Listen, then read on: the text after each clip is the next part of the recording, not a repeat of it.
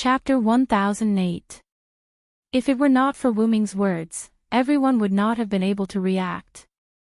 Because of Tiamat, after Gorgon left, everyone directly ignored Ereshkigal, the last figure of the three goddesses' alliance.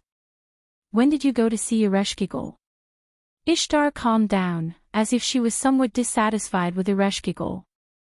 Gorgon's exit was the work of me and Ereshkigal. When Wuming said this, everyone understood why Gorgon left the north wall in confusion. It turned out that the two Sumer gods worked together to deal with Gorgon. But Ereshkigal should be restricted by the three goddesses' alliance. Quizzard suddenly said. Then Wuming nodded. Yes, because of this, Ereshkigal's divinity has almost completely disappeared, and the entire spirit base can only be forcibly maintained by the underworld. It has no combat power. Wuming's implication was to tell everyone that Ereshkigal was no longer a threat, and there was no need to treat her as an enemy. Those who died suddenly have also been resurrected, presumably Ereshkigal released their souls. Gilgamesh also interjected, proving that Ereshkigal was on the side of the humans. Really, how did that guy end up in such a sorry state? Ishtar complained proudly, but it was obvious that she was concerned about Ereshkigal. Seeing Ishtar's insincerity, Wuming could not help but smile. But don't worry, I have already given my divinity to Ereshkigal, and now she is fine, and I have also told her that if there is no other way, I will ask her for help, and she has agreed. Ishtar was shocked, and her hands could not help but relax. However, before she had time to express her surprise, someone spoke first. You gave all your divinity to Ereshkigal? Roman of Chaldea exclaimed through the projection. But how is this possible? I have never heard of divinity being given away. This king also wants to give his divinity to others, but unfortunately, this king is the king who separates the human from the gods, so he must have part of the divinity. Gilgamesh spoke to shut Roman's mouth. The implication was that it was not impossible to take out the divinity. Indeed, no god had ever said that divinity could not be given away, and no magician had ever proven whether divinity could be given away. No, did not mean can't. Why do I feel that you are weird now? Quizzard said. Quizzard probably did not notice Wuming's divinity because of the disappearance of all his divinity and Tiamat's crisis. Merlin and Anna also looked at Wuming a few more times. Only Gadotzi and Matthew, who did not understand, were confused. Is it difficult to give away divinity? For Gadotzi, divinity was a strange thing, and it was like a consumable. In fact, Gadotzi was not wrong. Didn't Ereshkigal use her divinity to suppress Gorgon? It's troublesome to explain. Let's put it this way, you can understand that the divinity of a god is equivalent to the humanity of a human. Ishtar's analogy made Gadotzi and Matthew nod. But Ishtar is not accurate. After all, we gods belong to the mysterious side. Our divinity can be given away. Maybe in the eyes of humans, humanity cannot be given away, but our divinity can, but it's quite troublesome. There's no need to go into the details. You just have to remember that it's difficult to give away divinity, and you may not be able to get it back. Quizzard ended the topic. Ahem, although Tiamat has awakened, she hasn't made any moves for the time being. Those Ramu and Kururu can't enter the Uruk, so we are safe for now. After the topic ended, Wuming led everyone back to the main topic. Tiamat hasn't made any moves, which is in line with our current situation. My trump card is still a few days away from being ready. In short, in these 2 days, we just have to improvise. Wuming put down the Funbaba in his arms and continued. Since Wuming said so, no one said anything since there was no other way. However, Roman, who was in Chaldea, had a strange expression. But there was no other way. The apocalyptic crisis could be solved just by waiting. That was too strange. Anyway, the meeting ended like this. In the end, it was Gilgamesh who forcibly drove everyone out of the throne room. Then, as if it was his daily routine, he began to deal with the government affairs on the clay tablet again. After all, the Uruk's problems were all handed over to Siduri, so they couldn't be properly dealt with. Gadotsi and Matthew were in a state of exhaustion. After leaving the Tower of God, they returned to the Chaldean embassy to sleep. Anna left alone and no one knew where she went. Ishtar was in the limelight and received the worship of the humans. Quizzard was not as vulgar as Ishtar. She brought the leopard man to help build the temporary residence for the new population. Enkidu originally wanted to catch up with Gilgamesh, but when she knew that Gilgamesh had to deal with government affairs, she took the Funbaba somewhere. Anyway, Enkidu and Funbaba were good friends, so the two could catch up. In the end, Merlin took the initiative to find Wuming. In a room in the middle of the Tower of God, Merlin and Wuming came directly after they were driven out of the throne room. In front of the large windowless Uruk window, Wuming and Merlin stood side by side and looked at the busy scene in the Uruk city. Have the people from the North Wall arrived? Wuming suddenly asked. Leonidas, Nuwakamaru, and Musasobo Benkei, who were in charge of bringing up the rear, have arrived. There should be no humans outside the Uruk. If the previous evaluation of the Uruk was that almost all the humans of this era have gathered, then the current evaluation of the Uruk could be changed to almost all the humans of this era have gathered. All of this is thanks to you, Vilo, Merlin said to Wuming in a rare tone as if he was talking to a friend. However, Wuming smiled. It was indeed his credit to protect the Uruk, but it was also because of the spirit of the humans of this era. Gilgamesh had already told everyone that the world would usher in the end as early as 6 months ago. What did you see when you went to Eric Metropolis? Wuming did not talk to Merlin anymore and directly jumped to the main topic. The battle between the three-headed dragon and the creator dragon god. Merlin was not pretentious and bluntly answered Wuming's question. As expected. What was Wuming thinking? Wuming was, of course, Merlin saw the future from the roller seal of Eric Metropolis. In other words, the future changed by Wuming. Chapter 1009. I was shocked when I saw several futures with my clairvoyance. Now I can finally see a fixed future.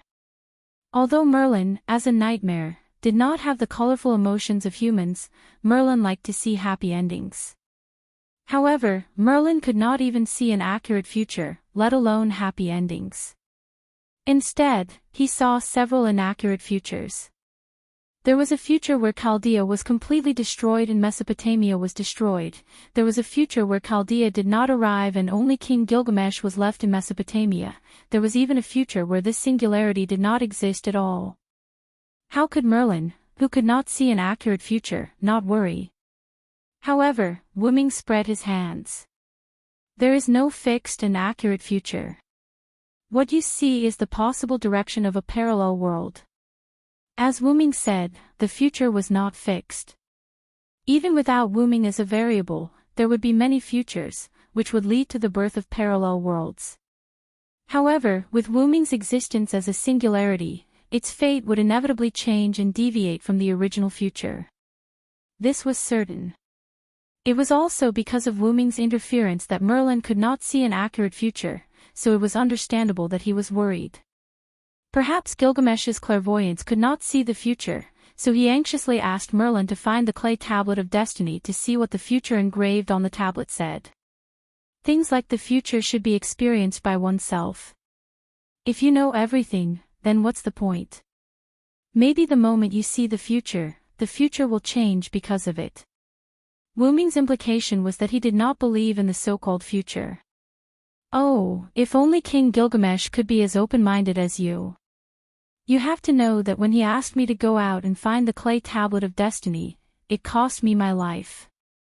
When the 11 magical beast commanders had appeared in the north, Merlin had relied on his illusion to explore the north with great difficulty. He had been very careful, afraid that he would be discovered and slaughtered by the magical beast commanders. It was at that time that Merlin happened to meet Anna, who had just been summoned to this singularity. If Merlin had discovered it a little later, perhaps Anna would have already died at the hands of the magical beast commander. Hey, you've been cooped up in the pagoda all day. It's time for you to come out and get some exercise. Wu Ming and Merlin once again laughed at his misfortune. You'd better spare me. Merlin found it troublesome to even recite an incantation, let alone go outside. He was a total shut-in. Forget it, forget it. Let's stop here. Merlin turned around and walked towards the door. I still have half a piece of butter cake in the Chaldean embassy. I might not be able to eat it in the future, so I have to enjoy it. Merlin, who had already guessed this outcome, even cast a magic spell on the butter cake to maintain its freshness. Hey, it's the end of the world. Are you going to eat cake to get through it? Wu Ming looked at Merlin with an annoyed expression. Oh, well anyway, with you here, I think the three-headed dragon will be enough to deal with Tiamat. Merlin, who had turned around, chuckled. No matter how stupid Merlin was, he knew that the three-headed dragon was Wu Ming's trump card. Although the three-headed dragon was one level lower than the god of creation, Tiamat, if it was Wu Ming's trump card, then there was no need to worry. Wu Ming must have done something to it. You trust me that much? Wu Ming couldn't help but smile. That's for sure. Aren't the others the same? Gadotzi and Matthew trusted Wu Ming because of his relationship with Wu Ming. Roman and Leonardo da Vinci trusted Wu Ming because he had helped Chaldea a lot on this path of humanity's destruction. Moreover, Wu Ming was powerful, and there was no other way but to rely on him. Gilgamesh trusted Wu Ming without a reason, and so did Enkidu. Ishtar trusted Wu Ming for similar reasons. The leopard man relied on his beastly instincts, while Anna followed the crowd to a certain extent. Quizzard did not completely trust him, but there was no other way. If worse came to worst, she would risk her life to attack Tiamat. Although she was a South American goddess, Quizzard was actually a goddess who came to South America from another planet. In a desperate situation, she might be able to kill Tiamat. On the other hand, Merlin trusted Wu Ming because of their old friendship. To be honest, when I found out that you didn't tell me about Leah's future, I wanted to slap you the next time we meet, Wu Ming joked. At first, Wu Ming was still very weak and could not change the ending of King Arthur. Even if he did change a part of it, it still ended with the fall of Arthur's dynasty. Merlin, who had the all-seeing eye, did not tell Wu Ming about it. Hey, you're the one who messed with my all-seeing eye, okay? Wu Ming understood what Merlin meant. It was because of him that Merlin could not see the future. Otherwise, Wu Ming would have slapped Merlin a long time ago. Merlin also thought that he could not see the future and thought that Artoria's future would be changed. Who would have thought that the end result would still be the same? Let's not talk about this anymore. Wu Ming shook his head and walked to Merlin, obviously wanting to leave with Merlin.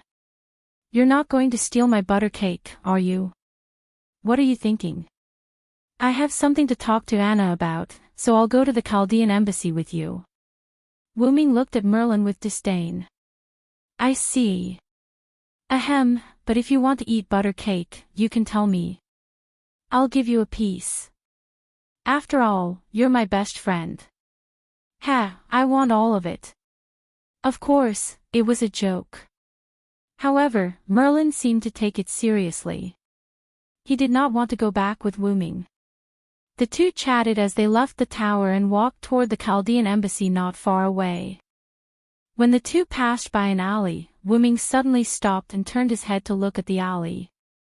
In the alley, there was an old man in tattered clothes leaning against the wall. The old man's eyes were covered by a tattered hood, and he looked like he was asleep. Merlin's eyes lit up when he saw the old man, and then he smiled. Oh, I'll go back and enjoy my butter cake first. In the end, only Wu Ming and the old man were left in the alley. Wu Ming walked into the alley and sat down face to face with the old man. What do you want from me? Wu Ming also opened the dragon nest dimension and took out a piece of meat pie and handed it to the old man. The old man looked up and stared at Wu Ming with eyes as sharp as an eagle's. After the old man stared at Wu Ming for a while, Wu Ming could not hold back anymore. Chapter 10:10. Seeing an old man like you, anyone would give you some food. And I'm not giving you alms, I'm here to exchange information with you. Interesting.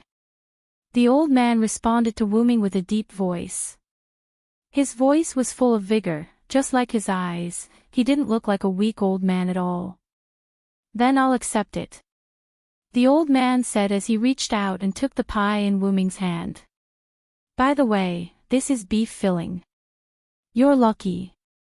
Wu Ming smiled mischievously. However, the old man didn't hesitate because of Wu Ming's words and calmly accepted Wu Ming's pie. Seeing that his prank didn't work, Wu Ming smacked his lips and began to talk business.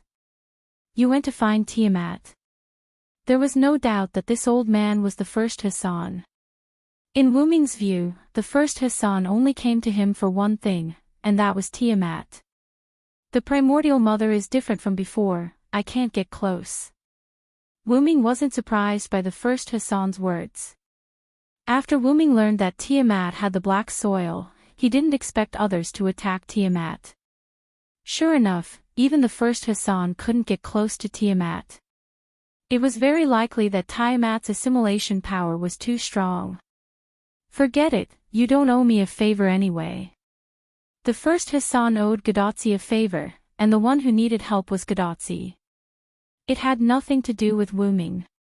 Even if it had something to do with Wu Ming wouldn't care. You protect Ichika in the dark, I'll do the rest. That's my destiny. The first Hassan nodded. After this short exchange, Wu Ming left the alley. The first Hassan came to tell Wu Ming about Tiamat's unexpected situation. There wasn't much to say at the moment, so Wu Ming left. However, Wu Ming realized a problem from this. Tiamat was not weaker than Gidia. Even if she wasn't stronger, she was at least on par with Gidia.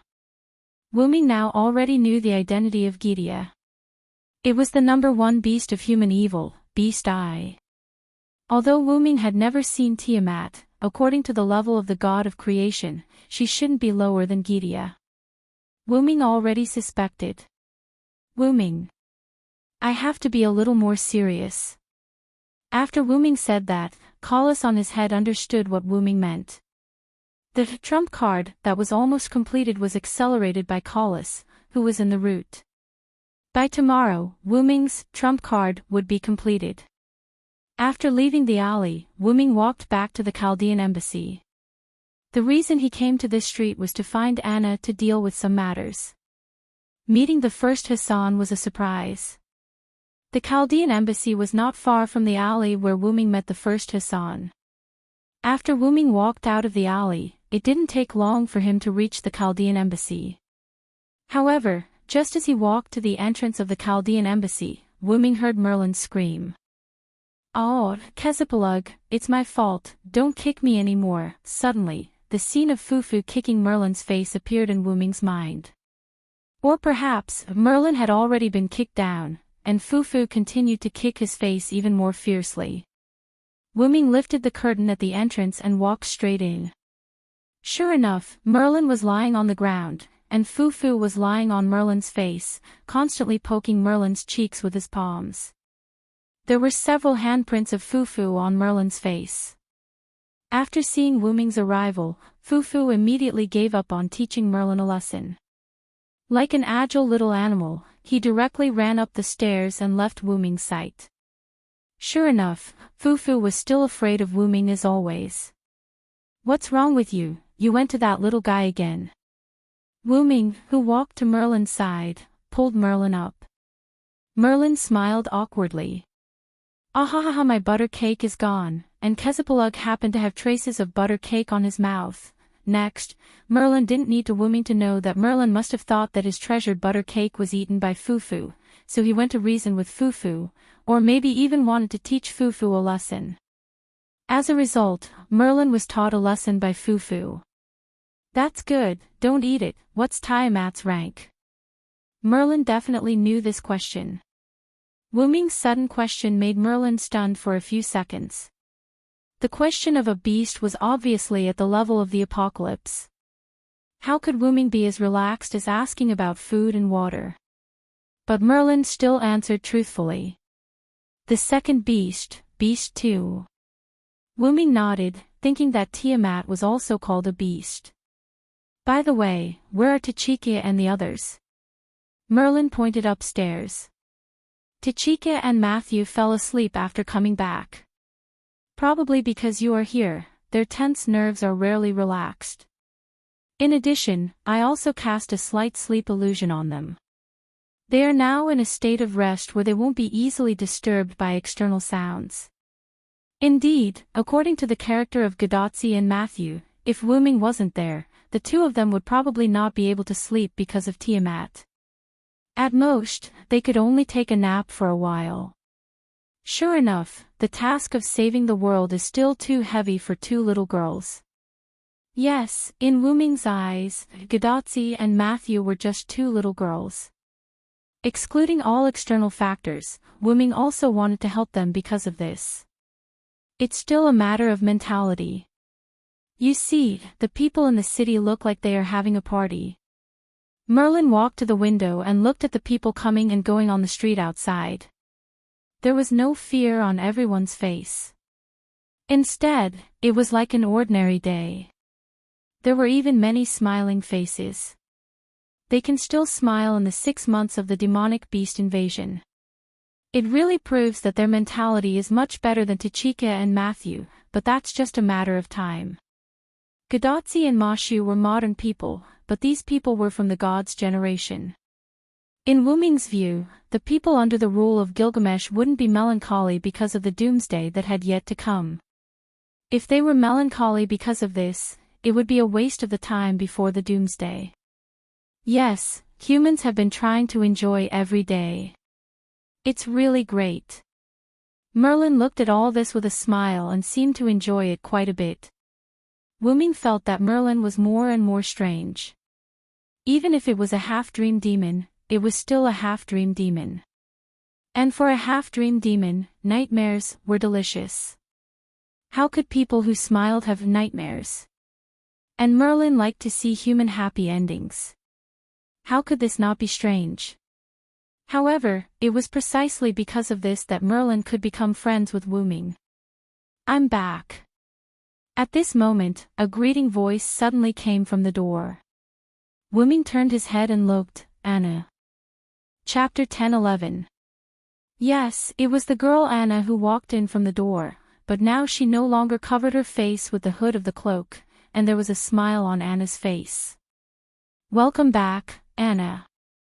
Did you go to the old lady's house in the nearby flower shop again? Wu Ming glanced at Merlin. When he heard Merlin say that Gadotsi and Matthew were sleeping, he also thought that Anna was also sleeping, so he didn't ask where Anna was. In the end, Anna just went out. It could only be said that Merlin played a word game with him. Of course, in the end, it was still Wu Ming who didn't pay attention to this. Well, I still have to go out. I just came back to put something away. Anna nodded silently. She wasn't surprised that Merlin knew her whereabouts. After all, Merlin was a voyeur. But today, Anna was in a good mood, so she wasn't going to trouble Merlin. Later, under the puzzled eyes of Wu Ming and Merlin, Anna walked into the kitchen and immediately walked out. After Anna walked out, Wu Ming immediately spoke. Anna, I have something to ask you. Anna stopped when she heard this, as if she was a little hesitant. Seeing that Anna seemed to have something to do, Wu Ming proposed a solution. It's just a very ordinary thing. I'll go out with you. We can finish it on the way. Anna thought about it and finally nodded. Later, Wu Ming and Anna walked out of the Chaldean embassy together. After seeing the two leave, Merlin walked into the kitchen to see what Anna had just taken or put away. As a result, he saw a plate on the kitchen table with a trace of cake left on it. This is the plate I put the butter cake on. Merlin's cry came from the kitchen, alarming the fufu upstairs. Gadotsi and Matthew did not hear Merlin's cry because of Merlin's illusion. On the street, Wu Ming glanced at the elven embassy behind him. He seemed to have heard Merlin's sorrowful cry. Or was Wuming hallucinating? Anna, on the other hand, noticed that the wailing belonged to Merlin, but she did not feel guilty at all. What's the matter? Anna's sudden question made Wuming ignore Merlin's sorrowful cry. I have something for you. Then, Wuming waved his hand and a golden ripple appeared in front of Anna. A golden shadow appeared and fell out. Anna subconsciously grabbed it. This is the Holy Grail. That's right, Anna was holding the Holy Grail in her hand. However, Anna was a little puzzled. Why did Wuming give her the Holy Grail? I took this Holy Grail from Winterwood City. Sakura Madu, who was taken away by me, was sealed in the Holy Grail. Wuming's words made Anna's body tremble. As the first master she met, Anna was quite fond of the young Sakura Madu. After learning that Sakura Madu's entire world was burned down, Anna was more than once worried about what would happen to Sakura Madu after she left. Fortunately, in the end, Wuming promised to take good care of Sakura Madu, so Anna left without any worries. Anna originally thought that Sakura Madu would be taken to that place called Chaldea. In the end, Anna did not expect that Sakura Madu would be stuffed into the Holy Grail by Wuming. Cough cough. It's not that it's not good for her. The Holy Grail is more than half a magic furnace. Staying in the Holy Grail for a long time and receiving a large amount of magic power baptism, it's good for increasing her potential and ability as a magician. Wuming seemed to be forcing an explanation as he said it without blushing. At first, Wuming only wanted to temporarily store Sakura Madu in the Holy Grail and release Sakura Madu when he was free.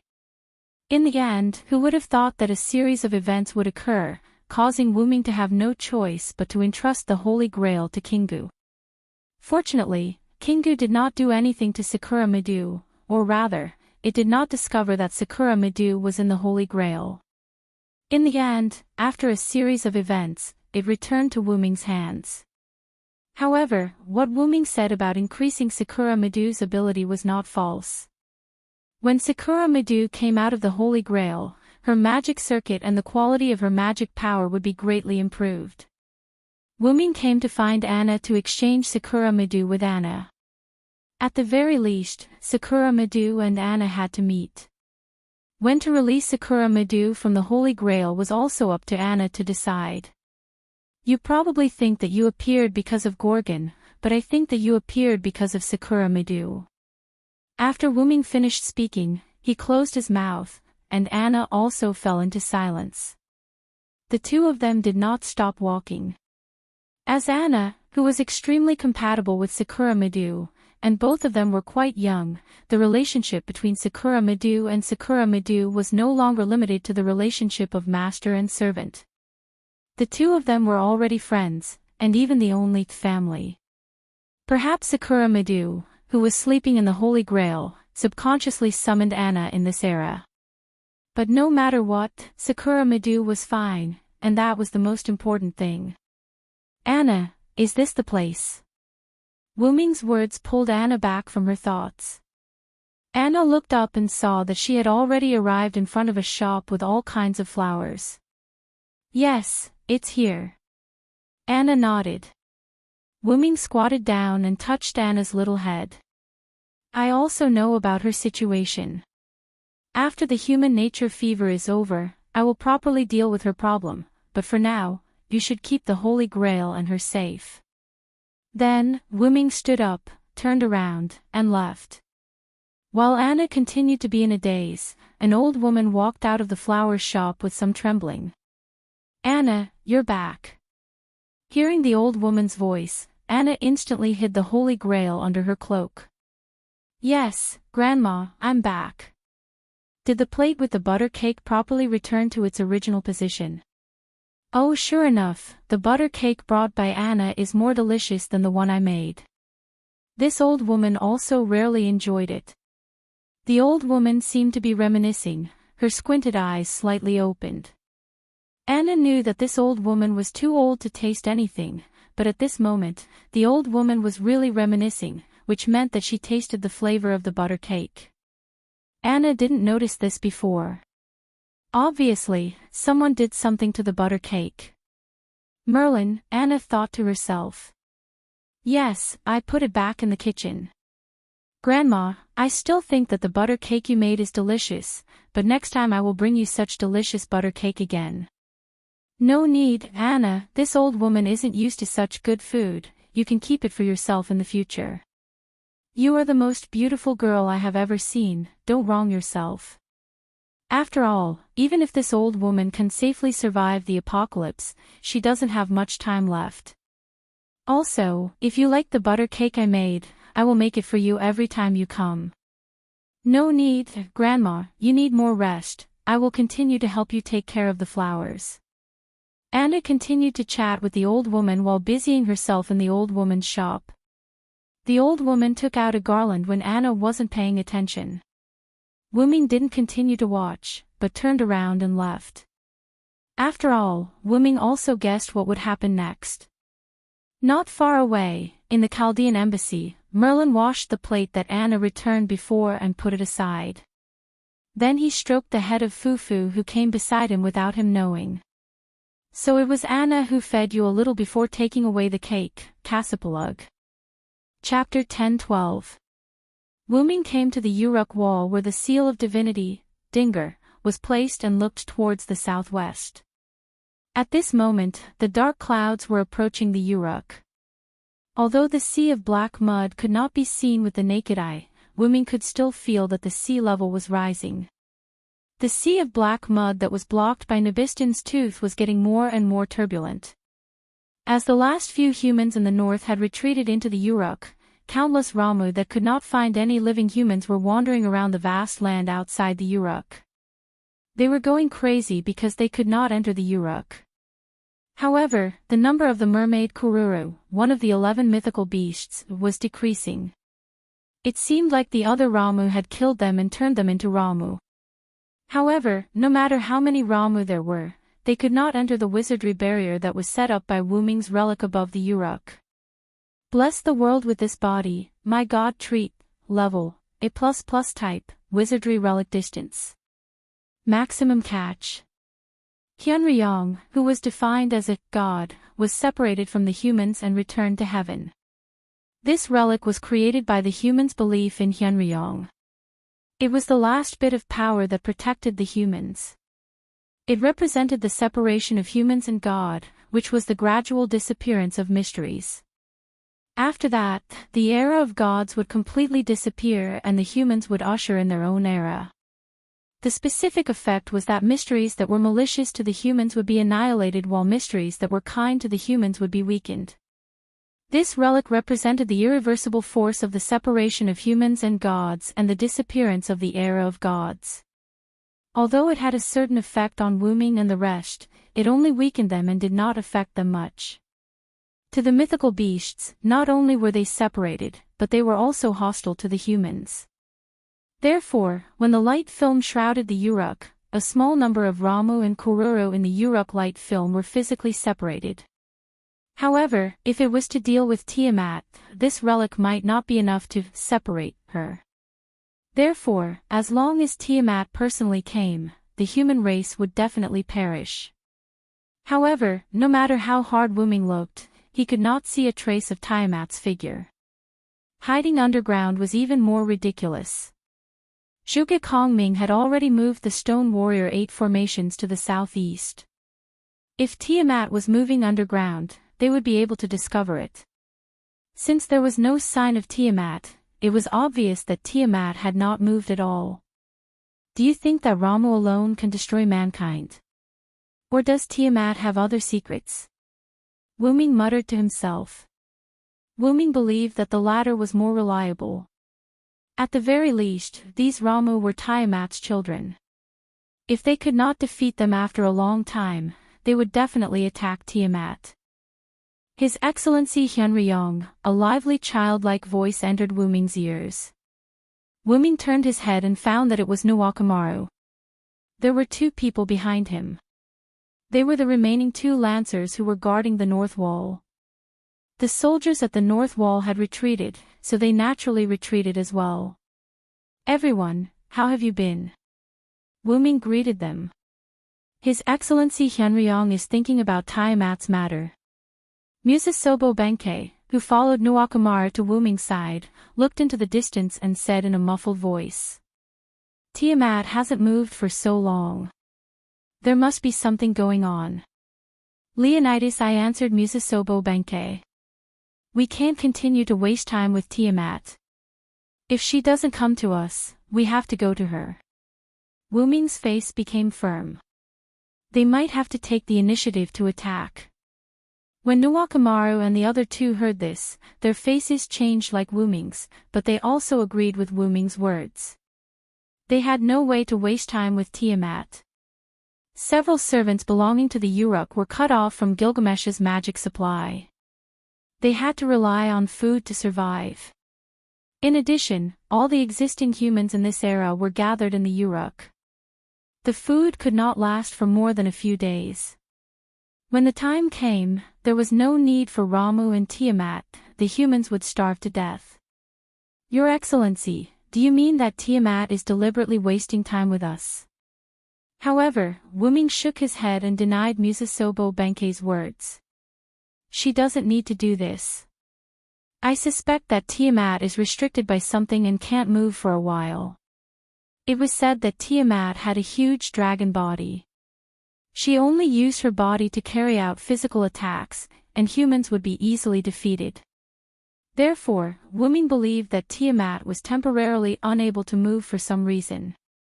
Wu Ming decided to go back and ask Enkidu. She should know about Tiamat. Looking at the gradually darkening sky, Wu Ming shook his head. Let's wait until tomorrow to let everyone have a good rest tonight. Let's have a good rest tonight. If there's anything, we can discuss it tomorrow. The three of them nodded as they understood what Wu Ming meant. At this moment, Tiamat could not move, and the demonic beasts outside Uruk could not enter. Now was a precious and rare time to rest. How could they not make good use of it? It was a quiet night. Whether it was a king or a civilian, whether it was a servant or a master, everyone had a good rest. After all, with Wu Ming's noble phantasm, they did not have to worry about the invasion of demonic beasts. In the Chaldean embassy, Wu Ming woke up early in the morning and began to prepare breakfast.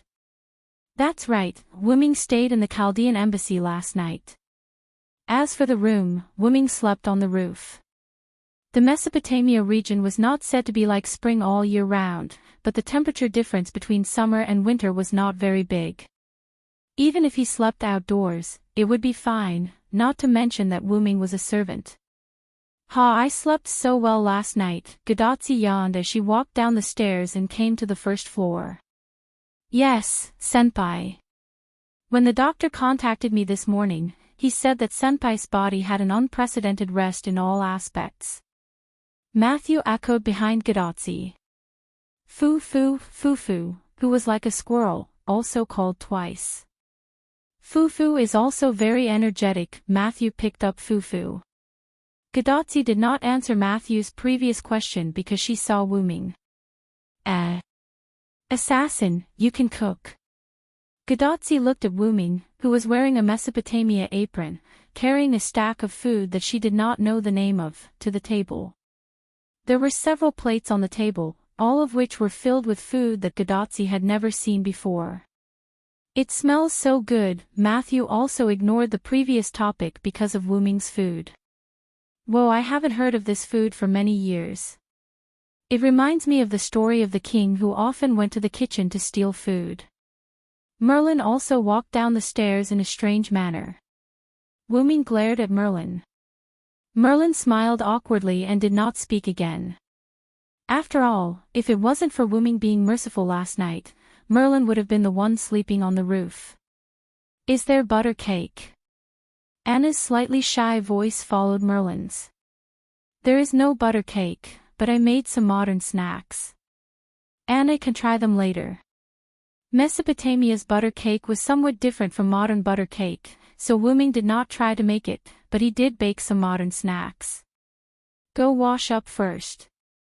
There will be guests later. Guests? Gadotsi and Matthew looked at each other, and both saw doubt in each other's eyes. But it did not matter. They would know later. Chapter 10:13. Everyone came to the table after washing up and sat down. They found that there were more and more dishes on the table, and it didn't seem like the 5 of them could finish it all. Villo-senpai. How many guests are there? Matthew wiped the cold sweat on his forehead and smiled awkwardly. Don't worry, they're here. Wuming pointed to the door, and 3 figures appeared at the door. Miss Nawakamaru. Mr. Chin. Mr. Leonidas. Matthew was surprised. Mr. Fujimaru, Mr. Matthew, long time no see. Nawakamaru greeted them calmly, but she didn't have much contact with Chaldea, so she didn't say much. Musasobo Benkei and Leonidas I were the same. The 3 of them were either at the northern wall or at the temporary stronghold built in the northwest, while Fujimaru and the others were either in the Uruk or the dense forest in the south. Although they were familiar with each other, they were only familiar with each other. In terms of familiarity, Wuming was much more familiar to Nawakamaru than Gadotsi and the others. Nawakamaru and the others sat down calmly, but the inexplicably lengthened table and the dishes on the table still couldn't be finished by 3 more people. At this time, a lively voice came from the door. Yo big sister, I'm here. Quizzard dragged the weak leopard man into the Chaldean embassy. She found a seat and sat down, and instantly threw the leopard man to the seat next to her. Miss Quizzard is here too. Matthew was surprised again. Gadotsi was quite interested in the leopard man's current state, but she could probably guess that he was beaten up by Quizzard because he provoked Quizzard. I was invited by Hyunryong for breakfast. Quizzard smiled sweetly at Gadotsi. So, Nawakamaru and the others are the same. Gadotsi guessed. Yes, Mr. Fujimaru, we're not the only ones invited. As if agreeing with Nawakamaru's words, another person, or rather a golden king, came in from the entrance of the Chaldean embassy. Ha ha ha ha, this king's arrival, the entire Chaldean embassy seems to be a lot brighter. The newcomer was naturally Gilgamesh. King Gilgamesh. This time, Gadotsi and Matthew were shocked. They really didn't expect Gilgamesh to be among the guests. What's the point of being so arrogant? Even if it's brighter, it's all because of this goddess. Ishtar, who came in later, crossed her arms and looked at Gilgamesh with disdain. Oh, the goddess of greed even wants to take this king's glory for herself. Gilgamesh mocked mercilessly. You shiny golden guy. I hope you die of overwork. However, before Gilgamesh and Ishtar could quarrel, Siduri's figure came in. Okay, king and goddess, today you were invited by Hyunryong-sama to enjoy breakfast. You can't be so rude. Her words, which were neither flattering nor harsh, made Gilgamesh and Ishtar both shut their mouths. Siduri, the 2 of them really can't do anything to you. Enkidu, who had a smile on his face, walked in holding Funbaba's hand. You're exaggerating. Siduri bowed. In this regard, Gadotsi and Matthew were almost stunned. Good heavens, all the powerful forces of this era had gathered together. However, only Wuming knew that Ereshkigal was still missing, but that couldn't be helped. After all, she couldn't leave the underworld. Okay, everyone, hurry up and take a seat. This is my cooking that I haven't made for a long time. Hurry up and try it. Hearing this, Gilgamesh and the others also sat down. Seeing so many powerful gods and kings sitting next to them, Gadotsi and Matthew were a little uncomfortable. The 2 were still thinking about whether to change seats. However, Gilgamesh also said that this banquet was hosted by Wuming after all, and even he couldn't steal the limelight. What he meant was, no matter who was in charge, they could sit anywhere. Everyone began to enjoy the food. At this moment, it was as if they really obeyed Gilgamesh's order.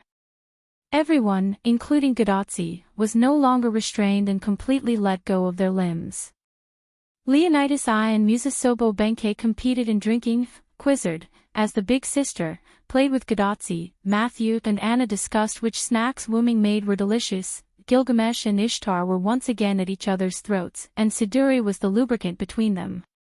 Enkidu looked at this scene and smiled helplessly, then looked at Wuming, who was chatting with Nawakamaru.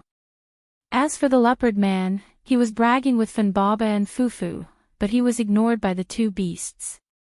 Now it didn't seem like they were facing the coming doomsday at all, but more like an ordinary party. Roman, who was in Chaldea and watching this scene through Gadotsi's bracelet, sighed. I really don't know whether to be happy or sad. By the way, Roman showed a tangled expression. Roman was happy to see everyone in a good mood, but their good mood made Roman a little worried. After all, there was still the threat of Tiamat. However, Leonardo da Vinci didn't care so much. Instead, he smiled. This is a bit like a different version of The Last Supper. The Last Supper that Leonardo da Vinci made before his death seemed to be comfortable, but it was actually a crisis. Now, the banquet in the Chaldean embassy was just like that. You're so careless. Roman rolled his eyes at Leonardo da Vinci. This was probably the benefit of being a servant, there was no need to think too much. But, no matter how you look at it, it's breakfast. Looking at the harmonious table in the monitor, Roman gave up complaining about Leonardo da Vinci, and he gradually immersed himself in this warm scene. After all, it's good to do this occasionally, isn't it? I'm hungry, I'm going to get a cup of coffee. Roman got up and left the monitor. However, Leonardo da Vinci sat in Roman's position and waved at Roman like a rich man. By the way, help me get a cup, the cup is next to the coffee machine, thank you, yes, understood. The meal was very fast, and the delicious food that everyone enjoyed in Chaldean embassy was quickly wiped out. After that, everyone went to the highest floor of the tower, Gilgamesh's office, between the throne. Gilgamesh, who was sitting on the high throne, glanced at the people standing neatly in front of him and immediately spoke. So, Tiamat's counterattack strategy meeting, let's start now. Gilgamesh's imposing words entered everyone's ears, and most people's faces became extremely serious. The reason why it was most people was because there were a small number of people who didn't become serious, but showed a surprised expression. Hey! Wait a minute, counterattack. Are we going to counterattack Tiamat? Chapter 10:14. Matthew and Gadotsi were the only two people who were surprised. That's right. I think you have also noticed that we don't have much food left, and all the humans in Mesopotamia have gathered in the Uruk. Although there is no problem for the time being, in a few days, the shortage of food will appear, and we will be in trouble. Gadotsi and Matthew heard Wuming's words and instantly understood. After all, they were modern people, and they could understand what would happen in the Uruk through the usual compulsory education. At that time, humans would starve to death because they were trapped in the Uruk without food, and in serious cases, there might be riots.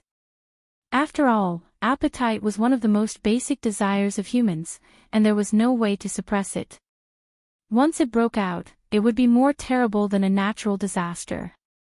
Outside the Uruk were Ramu, and humans could not go out to look for food. Only servants could do it, but there was no way to get food for so many people with only a few servants. Therefore, the only way was to take the initiative to attack, and the main attacker was Wuming. Wuming talked to Gilgamesh last night about this matter, and Gilgamesh also agreed. In fact, whether we take the initiative to attack or wait for Tiamat to attack, our chances of winning are very low. Leonardo da Vinci's voice came from Gadotsi's bracelet. After all, the opponent was the god of creation. So, whether we take the initiative to attack or passively defend, the probability of winning is almost the same. Although Roman's words were discouraged, it also meant that taking the initiative to attack was better than passively defending. Why didn't Tiamat take the initiative to attack? Gadotsi was quite puzzled. That's because Mother is bound. Enkidu stood up. Bound? Matthew could not help but be stunned. And that's the binding that Tiamat put on herself. Wu Ming interrupted. What? Whether it was Gadotsi, Matthew, or the others, they were more or less surprised by this. Why? Gadotsi asked. She didn't understand why she would impose restrictions on herself. Because Mother has always loved humans and their children, that's why she added restrictions to herself. Enkidu, who had fused with Kingu, was well aware of this.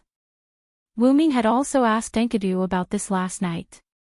At this moment, Gilgamesh, who was sitting on the throne, suddenly interrupted. Do you know that humans are evil? Humans are evil.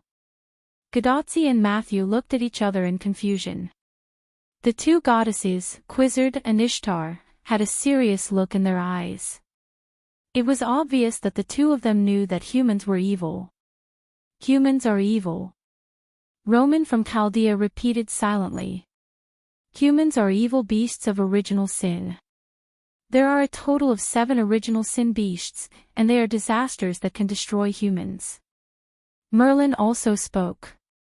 But in the end, it was still Roman who explained. Humans are evil refers to various disasters that threaten human history and destroy humans. They are born from human civilization and grow stronger with the development of human civilization. They will destroy the civilization from the inside of human society. They are like cancer cells. Furthermore, as long as human beings exist, this evil will not disappear. It will grow stronger with the development of human civilization. To put it simply, it was an existence that accompanied humans. Because of the disasters caused by the bestial nature of humans, humans are also called beasts. Tiamat is the second beast that holds the principle of return, beast 2. Merlin finished Roman's sentence, then looked at Wu Ming and signaled for Wu Ming to continue. With a helpless smile, Wu Ming spoke. The essence of human evil is human love. It is precisely because of this that Tiamat, who loves her lover and her children, will become one of the human evils. Gadotsi and Matthew suddenly understood. After that, Wu Ming inexplicably thought of the human final trial he encountered in the box garden world. Moreover, human evil is not the evil that destroys humans, but the evil that destroys humans. That is, the existence that humans need to overcome. Only by overcoming it can humans continue to develop. Therefore, in a sense, it is not wrong to call it the human final trial. After all, human evil is a disaster for humans, and it is not wrong to call it the human final trial. The existence that needs to be overcome, human final trial. Matthew and Gadotsi, who were present as humans, muttered silently. Seeing Gadotsi and Matthew in deep thought, Wu Ming walked in front of the two, stretched out his hand, and gave them a knock on the head. "Ah, it hurts. Senior Villo." Gadotsi covered her head with tears and looked at Wu Ming. Matthew performed better than Gadotsi. He did not cry out in pain, but she also covered her head. Although it is said that the human final trial needs humans to overcome it, it is just a formality. It is not necessary for humans to overcome it. For the self-destruction mechanism of humans such as the 7 human evils, the suppression force has already prepared a corresponding safety device, which is the 7 crown servants. The shaped moon world is different from the box garden world. In the box garden world, the human final trial is a special existence. To defeat, kill, or even overcome the other party requires special conditions. The most critical condition is that you must have the identity of a human. The human final trial, in the shaped moon world is just a title that Wu Ming casually said. It has no special power, so humans do not need to overcome it personally.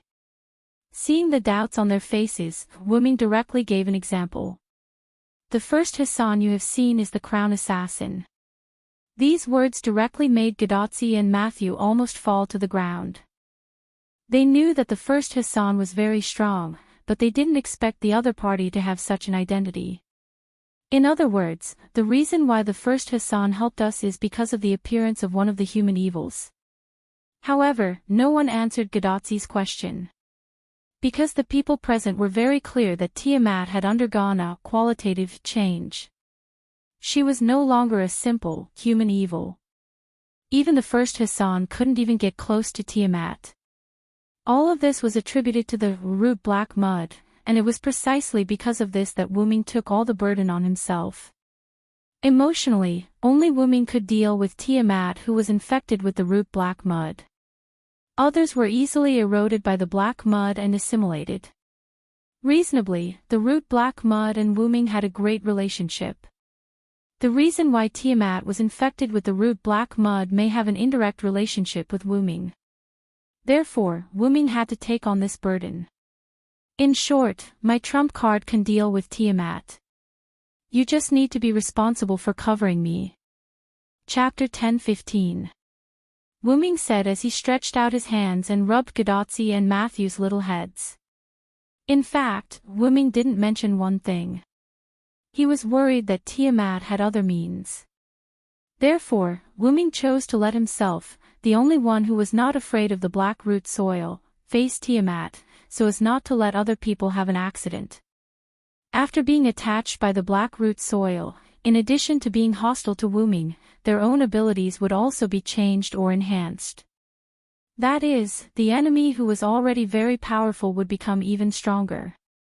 As the god of creation, Tiamat was already very strong, and with the blessing of the black root soil, she would definitely become stronger, and maybe she would have some new tricks.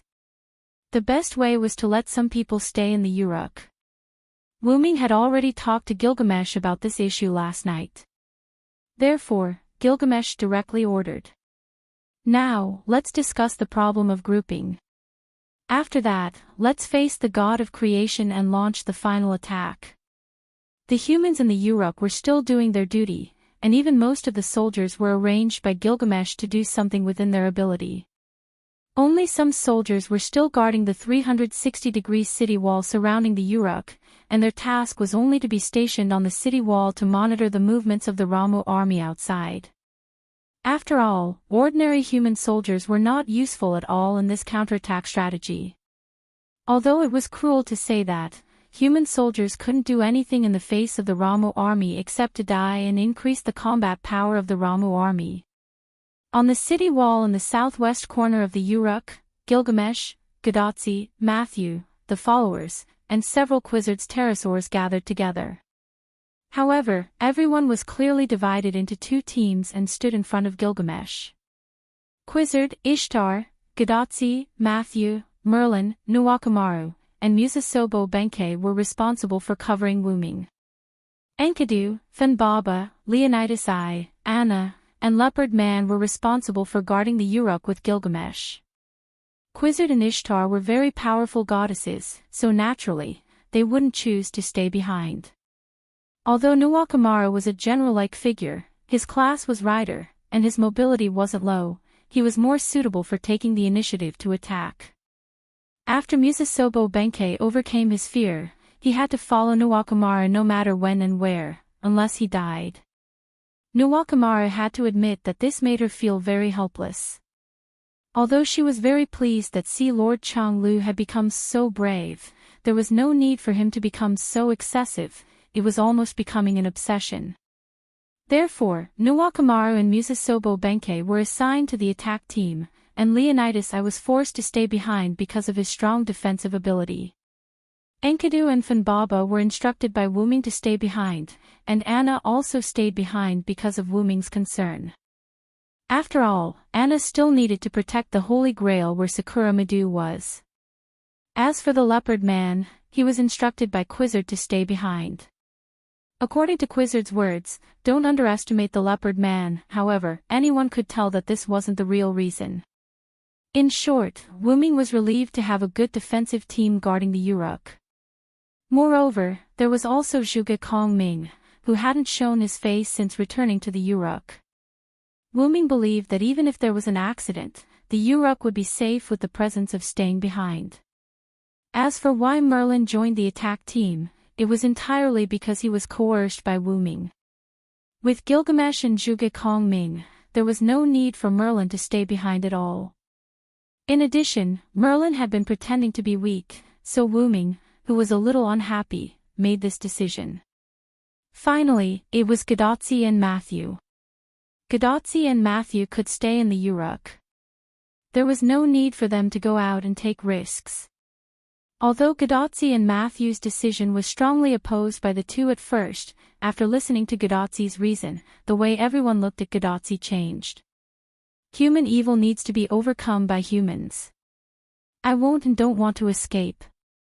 Even if the main attacker was Wuming, Gadotsi believed that as the only master of mankind and one of the last remaining humans, she had to bear witness to all this. It didn't matter even if the end was really death. Wuming was very sure that Gadotsi was touched by his previous words. Although he was worried about Gadotsi's safety, Wuming also felt gratified for Gadotsi at the same time. It was the kind of gratification that one would feel when seeing their younger sister grow up. And not only Wuming, but the others were also touched by this. If Quizzard and Ishtar still regarded Gadotsi as an immature little girl before, now, they have regarded Gadotsi as a real qualified master. Matthew was affected by Gadotsi's strong inner feelings and supported Gadotsi's idea. Moreover, as Gadotsi's follower, Matthew had no reason to let his master go to the front line alone. Therefore, Matthew would also follow Quizzard and others to cover Wuming. For the decision of the two, Gilgamesh also praised Gadotsi and Matthew, saying that there really are people in the future who didn't let this king down.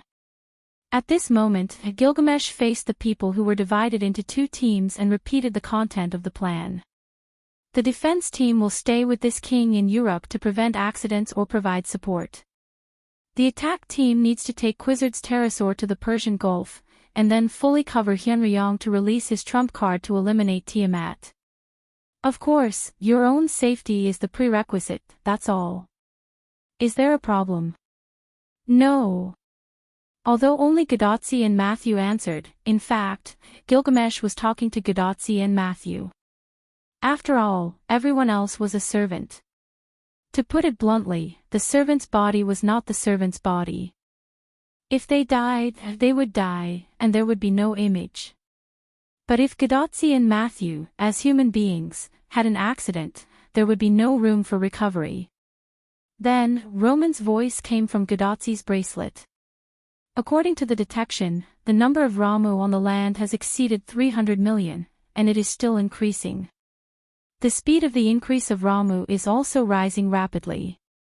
Roman and Leonardo da Vinci in Chaldea looked at the number of Ramu on the screen that was still increasing, and they couldn't help but frown.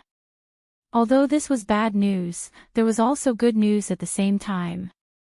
However, these Ramu can only move on the ground. There are no aerial units yet. After all, there was already the winged mermaid Kururu that could fly in the sky, so Roman also paid attention to it. But there is no guarantee that there will not be any enemy flying units, so when you get close to Tiamat, you must be very careful. Don't relax your vigilance against the Ramu just because they can fly. Leonardo da Vinci also warned. Of course, he was still talking to Gadotsi and Matthew. Yes, we understand, Leonardo da Vinci. Gadotsi nodded seriously. Finally, as the Uruk king, Gilgamesh issued the final order. So, let's go, everyone. This king is looking forward to your triumphant return. Chapter 10:16. The three Quetzalcoatlus carried Gadotsi, Matthew, Nuwakamaru, Musasobo Benkei, and Merlin respectively. Quizzard rode on her exclusive Quetzalcoatlus and flew into the sky with the five of them. Ishtar and Wuming both had their own means of flight, so they didn't need Quizzard's Quetzalcoatlus. Under the gaze of the few people stationed in Uruk led by Gilgamesh, the four Quetzalcoatlus, Tianzhou, and a figure who flew into the sky without catching any tools left one after another. Thus, the plan to counterattack Tiamat officially began. In a place where no one could see, Gilgamesh's mouth moved slightly. The future of mankind, please. Because Ramu didn't have the ability to fly, and Kururu was close to extinction, the attack team didn't encounter any obstacles in the sky. They soon arrived at the original Persian Gulf coastline. The reason why it was called the original Persian Gulf coastline was because this place had long been submerged by the sea of black mud. And the sky had long been covered by dark clouds, and no trace of sunlight could be seen. Roman, who had repeatedly confirmed the location through the electronic map in Chaldea, spoke with great certainty from Gadotzi's bracelet. "It's here." Looking at her bracelet, Gadotzi nodded, then looked at Wuming, who was flying beside her. "From here on out, we must be vigilant." After all, the real sea was in front of them, and the depth was different from the submerged land. There was no guarantee that there would be something hidden. In that case, let's fly higher first. After Quizzard finished speaking, the 4 Quetzalcoatlus all flew higher. Gadotzi was wearing a special magic dress made by Leonardo da Vinci. Even if they flew higher, it wouldn't affect Gadotzi's breathing. Ishtar also increased his altitude. On the other hand, Wuming did not increase his altitude. In fact, he even lowered his altitude. That's right, he did this to cover everyone, which was the so-called bait. Danger was often called danger, because it was often hidden in the dark. If the hidden danger could be brought to the light, then Gadotzi and the others would be much safer. Naturally, Wuming, who was the strongest, would take the risk. And Wuming didn't believe that there was no danger in the sea of black mud. Sure enough, a mouth full of black mud suddenly jumped out of the black mud and bit at Wuming. It wasn't exactly a bite because this bloody mouth could swallow Wuming in one bite. The assassin. Gadotzi, who was high in the sky, couldn't help but shout. She didn't see Wuming escape from this giant mouth. Could Wuming have been eaten? The answer was, of course, no. "Senior, look over there. Senior Villo is there." Matthew touched Gadotzi and pointed to the sky in the distance. Wuming's figure was floating there steadily, and beside Wuming was a dark purple portal. So Assassin managed to escape. I almost forgot about that ability of his. Phew, Gadotzi was relieved and took a deep breath. But what is this thing? Gudazi was naturally talking about the big mouth of the muddy basin below. "That's the mouth of a magical beast," Ishtar, who was holding Anna on her horse, said quietly as she flew to Gadotzi and Matthew's side. The mouth of a magical beast. This frightened the 2 girls. The mouth below was so big that it could eat 4 or 5 people in one bite. How big was the body of such a magical beast? Gadotzi and Matthew weren't the only ones who wanted to see the true face of this magical beast. Others also wanted to know, including Wuming. He wanted to see what the true face of this magical beast that he couldn't detect with his mental strength was.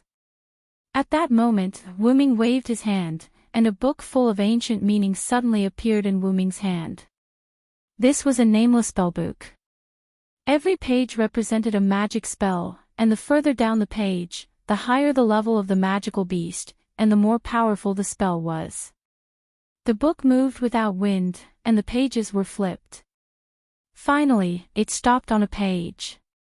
This page represented a supreme spell, and it was the kind that didn't require the skill to be shaken and could be used directly. Then, Wuming tore off this page and threw it into the portal beside him that hadn't closed yet. Wuming snapped his fingers, and the portal closed immediately. However, in the next second, the huge closed mouth suddenly expanded, then suddenly contracted, and then expanded again. The huge mouth opened towards the sky, and the blue and white light of destruction shot straight into the sky. With the huge mouth as the center, the sea of black mud also shook violently. The light of destruction brushed past the feathered serpent that Gadotzi and Matthew were riding, and it gave Gadotzi, Matthew, and the winged serpent a fright. Fufu. Fufu suddenly jumped out of Matthew's shield and hauled a few times at the huge mouth below. It seemed that he was also frightened. Fufu. Did you hide in the storage compartment of my shield again? Matthew's shield had been modified by Leonardo da Vinci. It could be used to store supplies or to store recycled holy grails, and Fufu had hidden in it more than once. Worried that Fufu would accidentally fall, Matthew hurriedly hugged Fufu in his arms. "You should have stayed in Uruk, Fufu." However, it was useless to say anything at this moment. The key was the true face of the magical beast with the huge mouth. It was a huge dog. Or rather, it was the World of Warcraft Eulidium. Roar!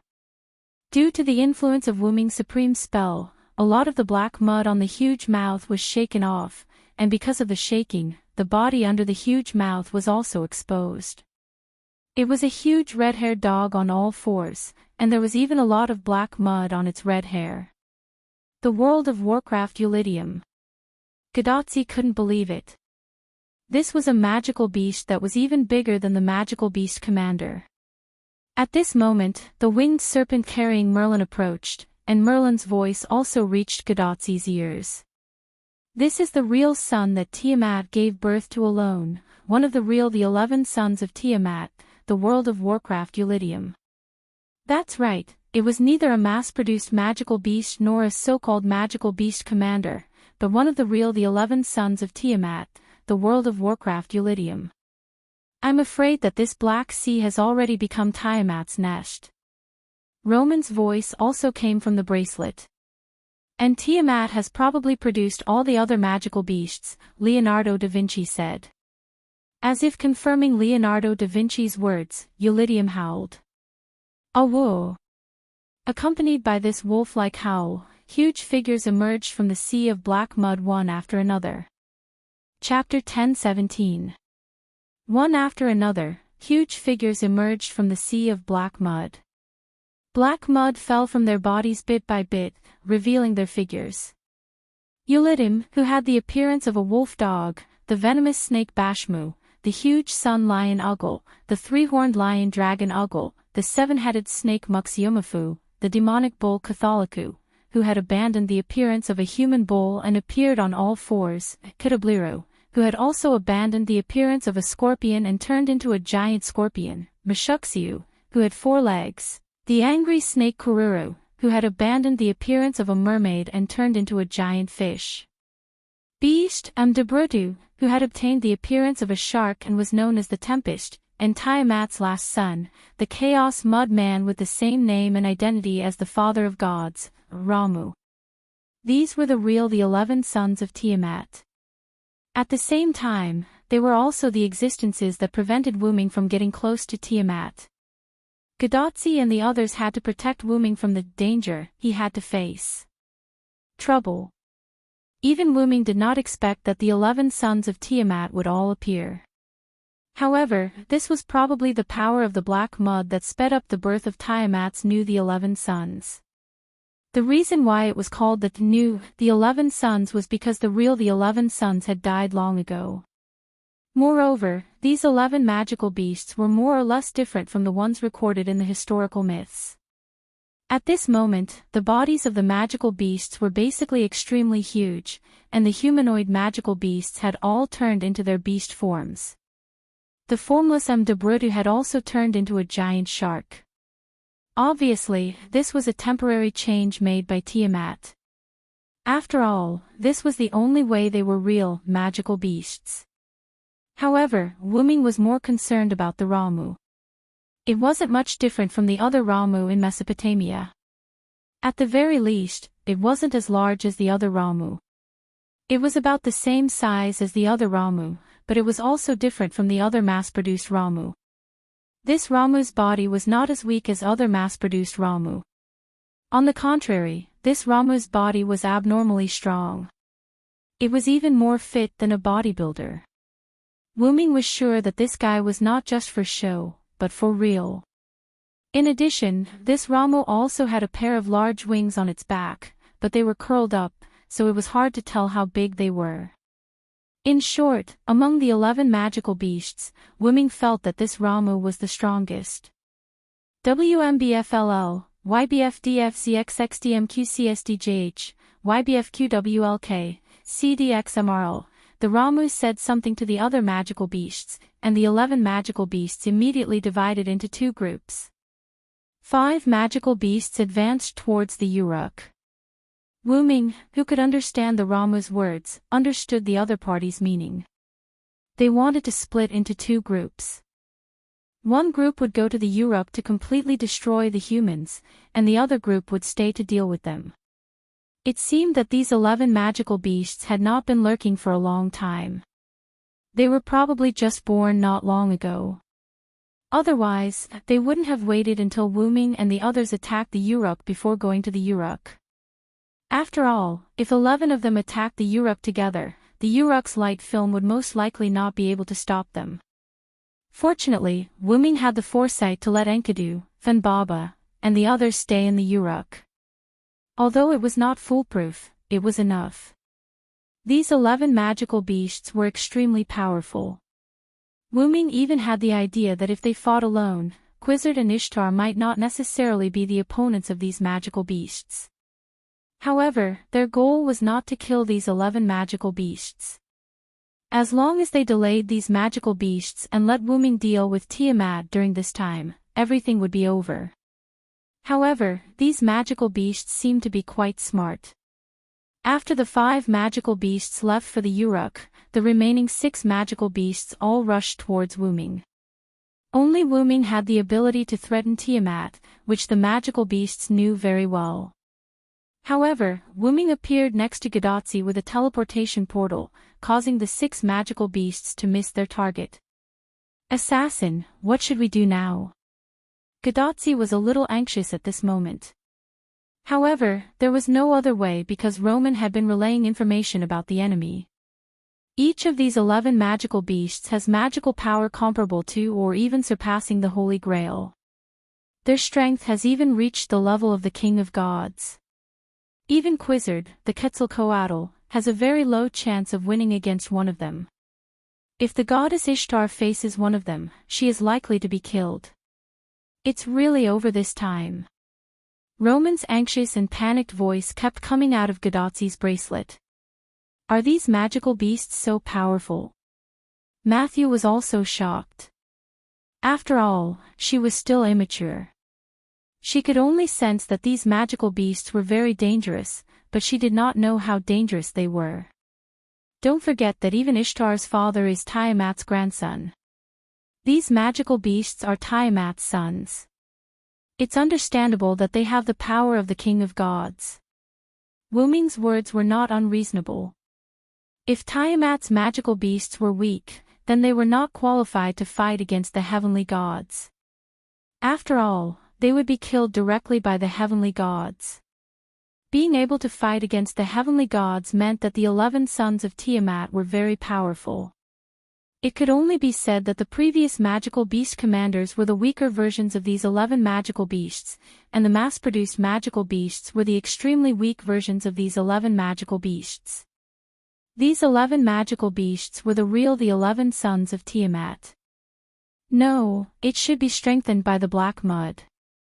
Otherwise, Tiamat would not have given birth to these the 11 sons so quickly, and these the 11 sons would not have such powerful strength. It could be said that if these 11 magical beasts replaced the original the 11 sons, the scales of victory might have tilted towards Tiamat's side. Therefore, these magical beasts must have been strengthened by the black mud. Assassin, go directly to Tiamat. We'll hold these magical beasts back. Gadotsi made a prompt decision and issued an order. However, as a master, Gadotsi was still too inexperienced. However, Wuming shook his head. It's impossible for you to beat these guys. You won't even be able to drag it out for long. Not to mention anything else, Gadotsi's combat power was 0. Even if Matthew was included, excluding Wuming, there were only 5 of them, and there were 6 magical beasts here. Roman's words just now were very clear. Quizzard's chances of winning were very low, and Ishtar might even be killed directly. There was one more thing that Roman didn't mention. Even Merlin could only rely on illusion to survive. It was difficult to win in a 1-on-1 situation, let alone a 5-on-6 situation. What's more, there was another extremely frustrating thing. 5 against 6 was just a hypothesis, because Matthew, Nwakamaru, and Musasobo Benkei were useless at this moment. Therefore, the real situation was actually 2 against 6. Chapter 10:18. Then what do we do now? Everyone turned their attention to Wu Ming, including Merlin. Wu Ming looked at the 6 magical beasts that were charging at them again, thought for a moment, and then said something that made everyone dumbfounded. I'll hold off these 6 magical beasts, you guys go snipe Tiamat. As soon as he said that, everyone's eyes widened. Wait a minute, you're going to deal with 6 magical beasts? Gadotsi said worriedly. The strength of these magical beasts was obvious to all. This was no joke. I'm afraid we can't kill Tiamat. This sentence came from Merlin. The 6 magical beasts only attacked Wu Ming and ignored the others. This meant that only Wu Ming had the ability to threaten Tiamat. If they couldn't even defeat these magical beasts, how could they deal with Tiamat? There was another point that others didn't know, but Merlin knew very well. First, Hassan couldn't even get close to Tiamat now, let alone them. Without the strength, they probably couldn't even get close. How could they fight? However, Wu Ming's words changed. That's why I asked you guys to snipe. That's right, Wu Ming didn't think that they could get close to Tiamat, but they didn't need to, they could just snipe from afar. Immediately, everyone turned their attention to Ishtar. Ishtar was stunned at first, then held her head and looked like she was about to break down. Wait a minute, I can't even defeat these magical beasts, how can I deal with Tiamat? Ishtar's eyes were filled with tears, and she looked like she was going to die. This was a good reason, but, don't you still have Gugalana? Wu Ming spread his hands, and suddenly looked like he didn't care. Suddenly, Ishtar's body froze. However, Gadotsi and Matthew looked happy.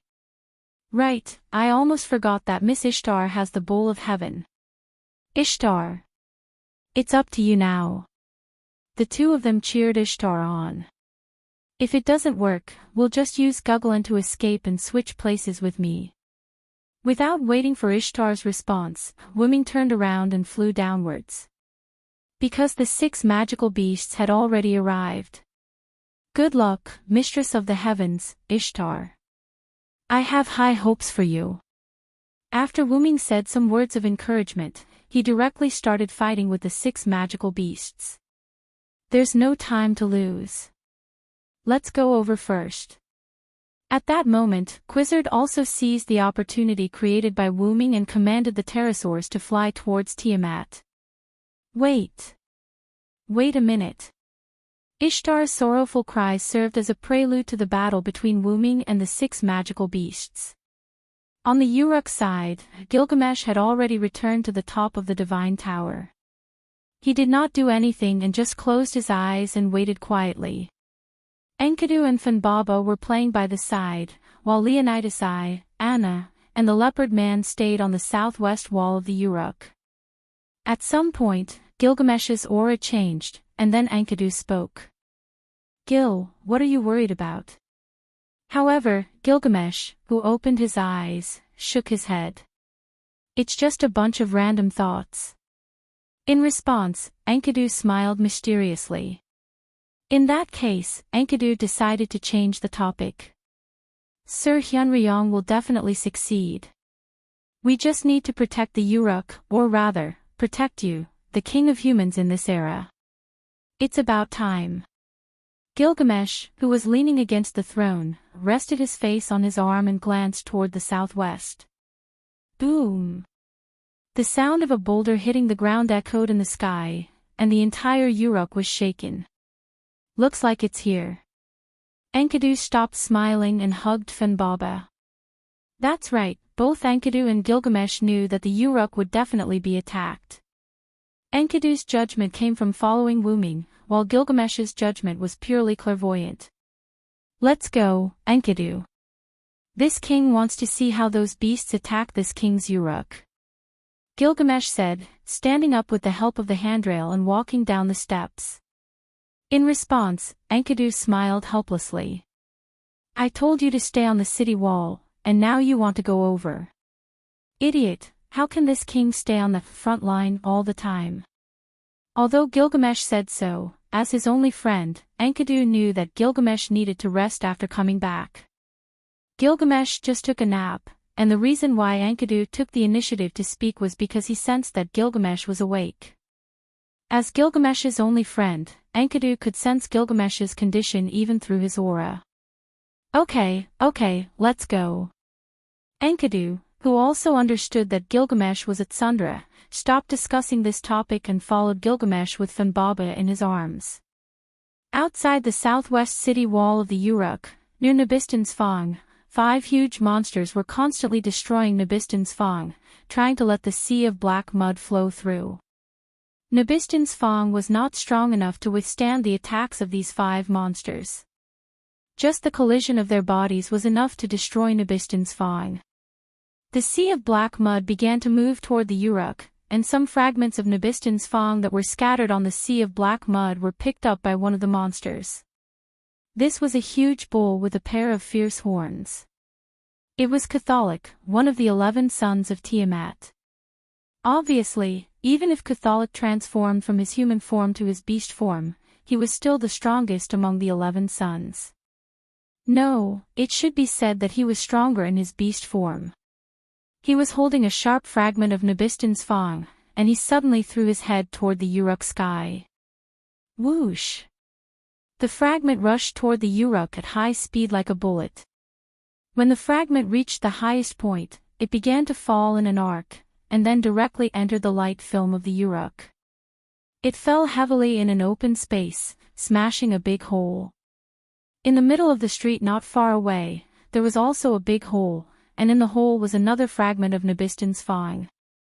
Obviously, these 2 fragments had entered the Uruk through the same method.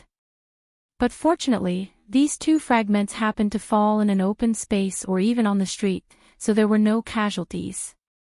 As for the humans in the Uruk, under the guidance of the soldiers, they were constantly retreating toward the central tower.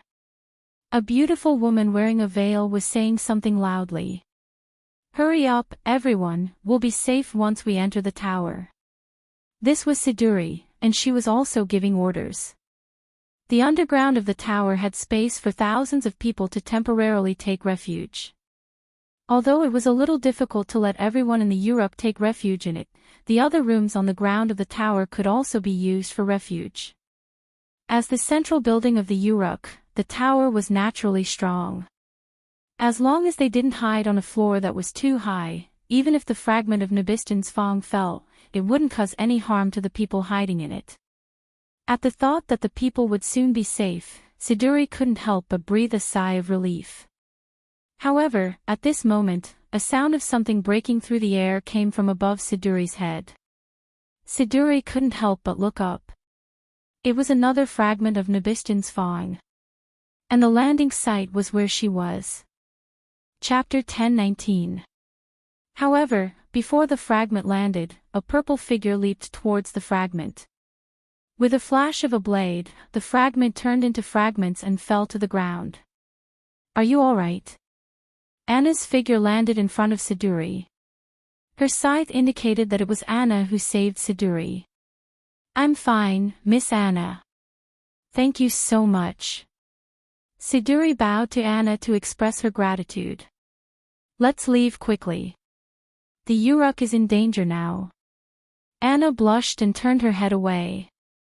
She couldn't help but put on her hood. Yes, Miss Anna should be careful too. However, Siduri didn't retreat in the direction of the tower. Instead, she ran towards the crowd. She needed to guide the crowd. This was not only her duty as a witch chief, but also her duty as a human to help her fellow humans. Seeing that Siduri was covering some of the frightened crowd while leaving, Anna took off her hood. That's why I hate humans the most. However, Anna's heart was the complete opposite of what she said. However, she didn't have time to sigh. A few more fragments fell from the sky. Anna jumped up again and prepared to use her undying slaughter blade, Keepar, to cut these fragments into pieces one by one. However, these were still fragments of Nabistin's Fang. It was difficult for Anna to cut them into pieces. However, if she didn't cut them into pieces, the fragments would destroy the surroundings and affect the people who hadn't retreated in time. Not good. Finally, something unexpected happened. A smaller fragment followed behind a larger one. Anna didn't notice it because she wasn't paying attention. Anna, who thought that she had cut the last fragment of Nabistin's Fang, was gradually falling to the ground. At this moment, a tiger's roar echoed through the sky. Roar! Kacha, bang! Finally, the last piece of debris was completely shattered. Along with Anna, a yellow leopard fell to the ground. Although she made a tiger's roar, as expected, we still have to rely on the warriors of the forest. The great leopard man. Roar! Anna looked at the leopard man in disdain. She didn't say anything. After all, it was a fact that he helped her. Anna turned to look at the sky. It was definitely not a coincidence that the two fragments had overlapped. Anna was very sure of this. Then, there was only one explanation. The enemy's intelligence isn't lower than humans. As expected of Tiamat's magical beast, Gilgamesh said as he walked over with Enkidu, who was holding Funbaba. He and Enki both saw what happened just now, and he also saw that it was the doing of those 5 magic beasts. Because it's a pure physical attack, the light barrier didn't have any effect. It seems like the opponent is very clear about the defensive means of the light barrier. Gilgamesh couldn't help but frown. It wasn't scary that the enemy was strong. What was scary was that the enemy was strong and smart. At this moment, the 5 magical beasts outside were such enemies. The magical beasts this time are fundamentally different from the previous ones. Let's go. Follow this king to the city wall to take a look. As for the fragments falling from the sky, Gilgamesh had already activated a few divine power seals, Dinger, which were enough to destroy the fragments of Nabistin's Fang. Although the civilians and soldiers had entered the holy tower to take refuge, Gilgamesh could easily activate a few divine power seals, Dinger, by himself. He didn't need any soldiers. Plus, now that all the humans were gathered in the holy tower, even if 1 or 2 fragments fell, it wouldn't be a big deal. The only thing left was to take care of the 5 magical beasts that kept throwing fragments of Nabistin's Fang at the Uruk. Because the journey wasn't far, Gilgamesh and the others soon arrived at the city wall. The magical beasts probably realized that throwing fragments of Nabistin's Fang was no longer effective. Plus, they had basically used up all the fragments of Nabistin's Fang. Hence, the magical beasts completely gave up on the idea. However, more importantly, because of the damage to Nabistin's Fang, the sea of black mud had arrived in front of the Uruk. Although the light membrane protecting the Uruk was Wuming's noble artifact, the sea of black mud was created by Tiamat's authority. Even Gilgamesh doubted that the light membrane enveloping the Uruk could stop the sea of black mud. However, Gilgamesh believed that even if it couldn't stop it, it could still stop it for a while. As long as Wuming killed Tiamat in a while, everything would be fine. Sure enough, when the sea of black mud came into contact with the light membrane, the two seemed to have a chemical reaction. The light membrane sizzled and flashed like an alarm. Although the sea of black mud didn't enter the Uruk, it seemed that the light membrane wouldn't last long. However, at this moment, Gilgamesh and Enkidu suddenly sensed something and looked at somewhere in the sky in disbelief. There, a petite figure with a strong divinity suddenly appeared. Earth wave. Accompanied by a delicate but firm voice, the ground around the Uruk suddenly changed. The soil outside the Uruk became active like an ocean.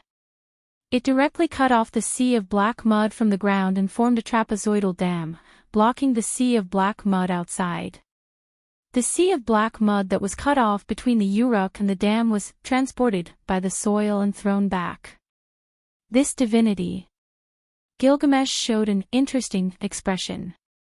"It's Lord Hyunryong's," Enkidu said.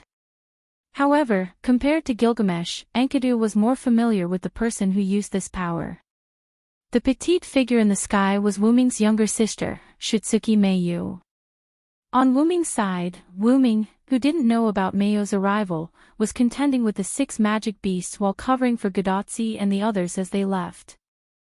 Looking in the direction in which Gadotsi and the others left, Wuming could no longer see them. Only then did he look at the 6 magic beasts seriously. The magic beasts left behind to deal with Wuming were not simple. Kitabliru, Kururu, Mdabrutu, Basumuujj, and Ramu. The first 5 magic beasts were among the strongest among the 11 magic beasts. However, Ramu caught Wuming's attention more. Apart from other reasons, the existence that was like a strengthened version of Ramu was like the center of the magic beasts. How could Wuming not pay attention to it? Moreover, when Gadotsi and the others left, Ramu just waved its hand lightly. Hundreds of winged Ramu flew out from the sea of black mud below and flew in the direction that Gadotsi and the others left.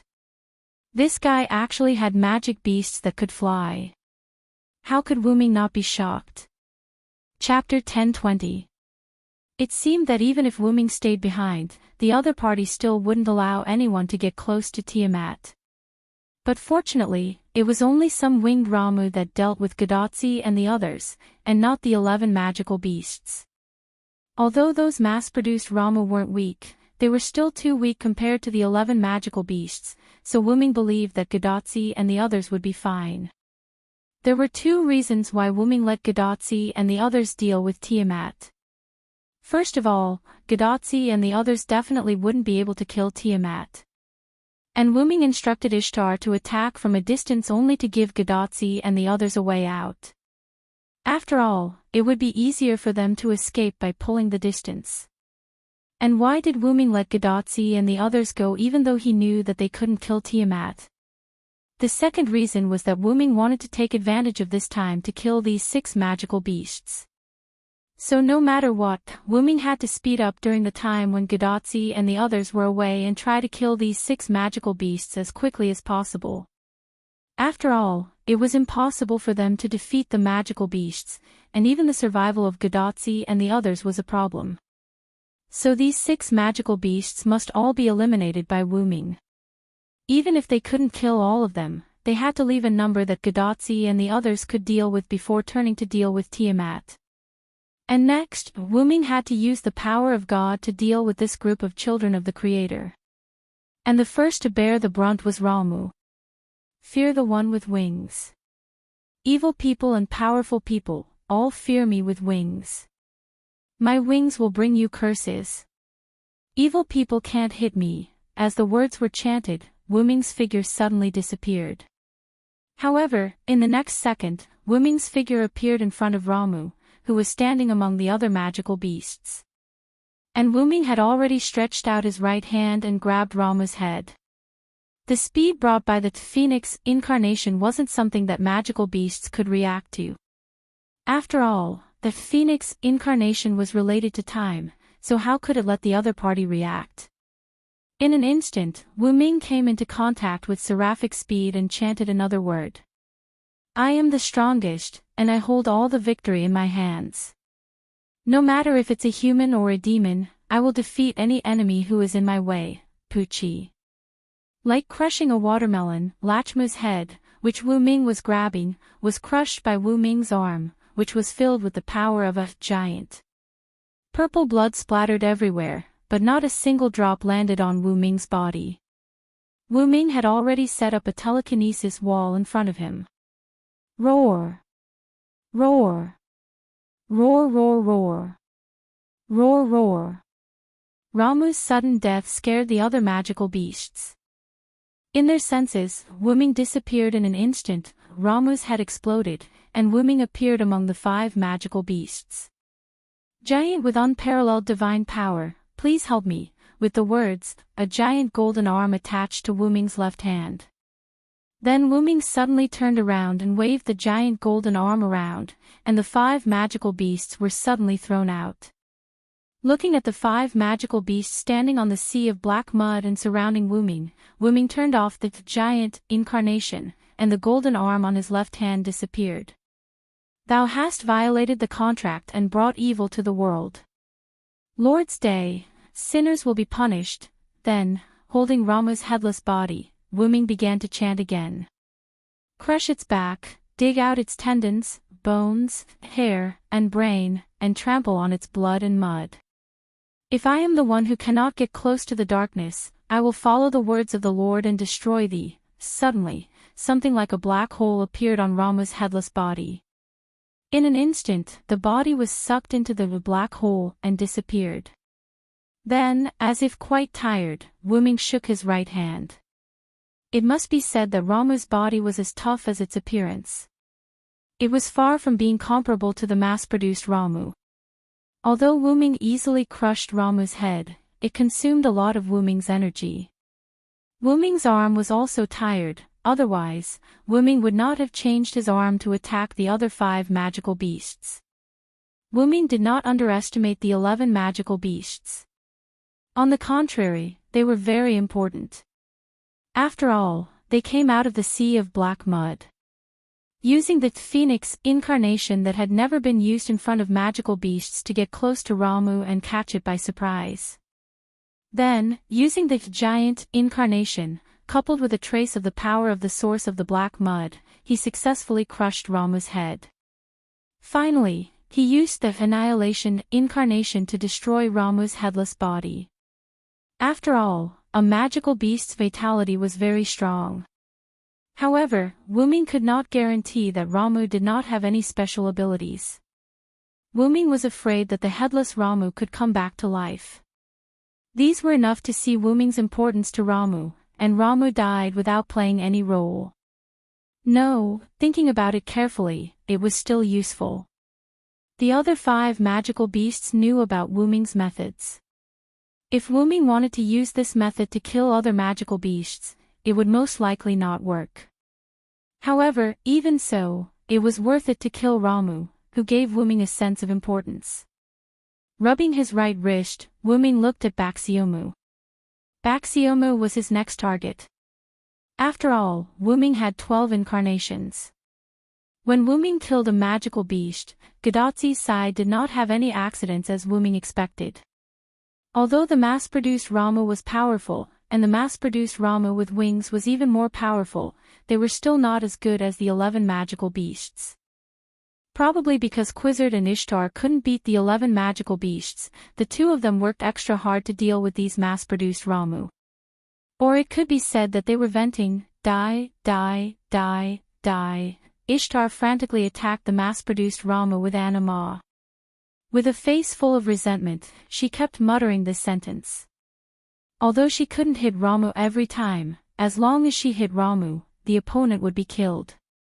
This was enough to prove that Ishtar put a lot of magic into each attack. And Quizzard used the mass-produced Ramu as a stepping stone, constantly moving between the Ramu. And every time Quizzard moved, a Ramu would fall.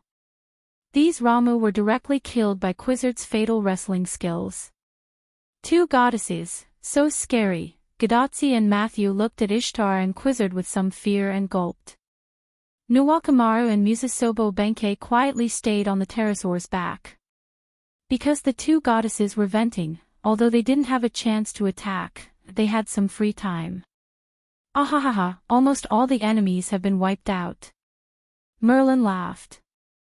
Sure enough, after Merlin finished speaking, Gadotzi found that there was only 1 Ramu left. And it seemed to be dumbfounded, flying there motionlessly. But it didn't matter.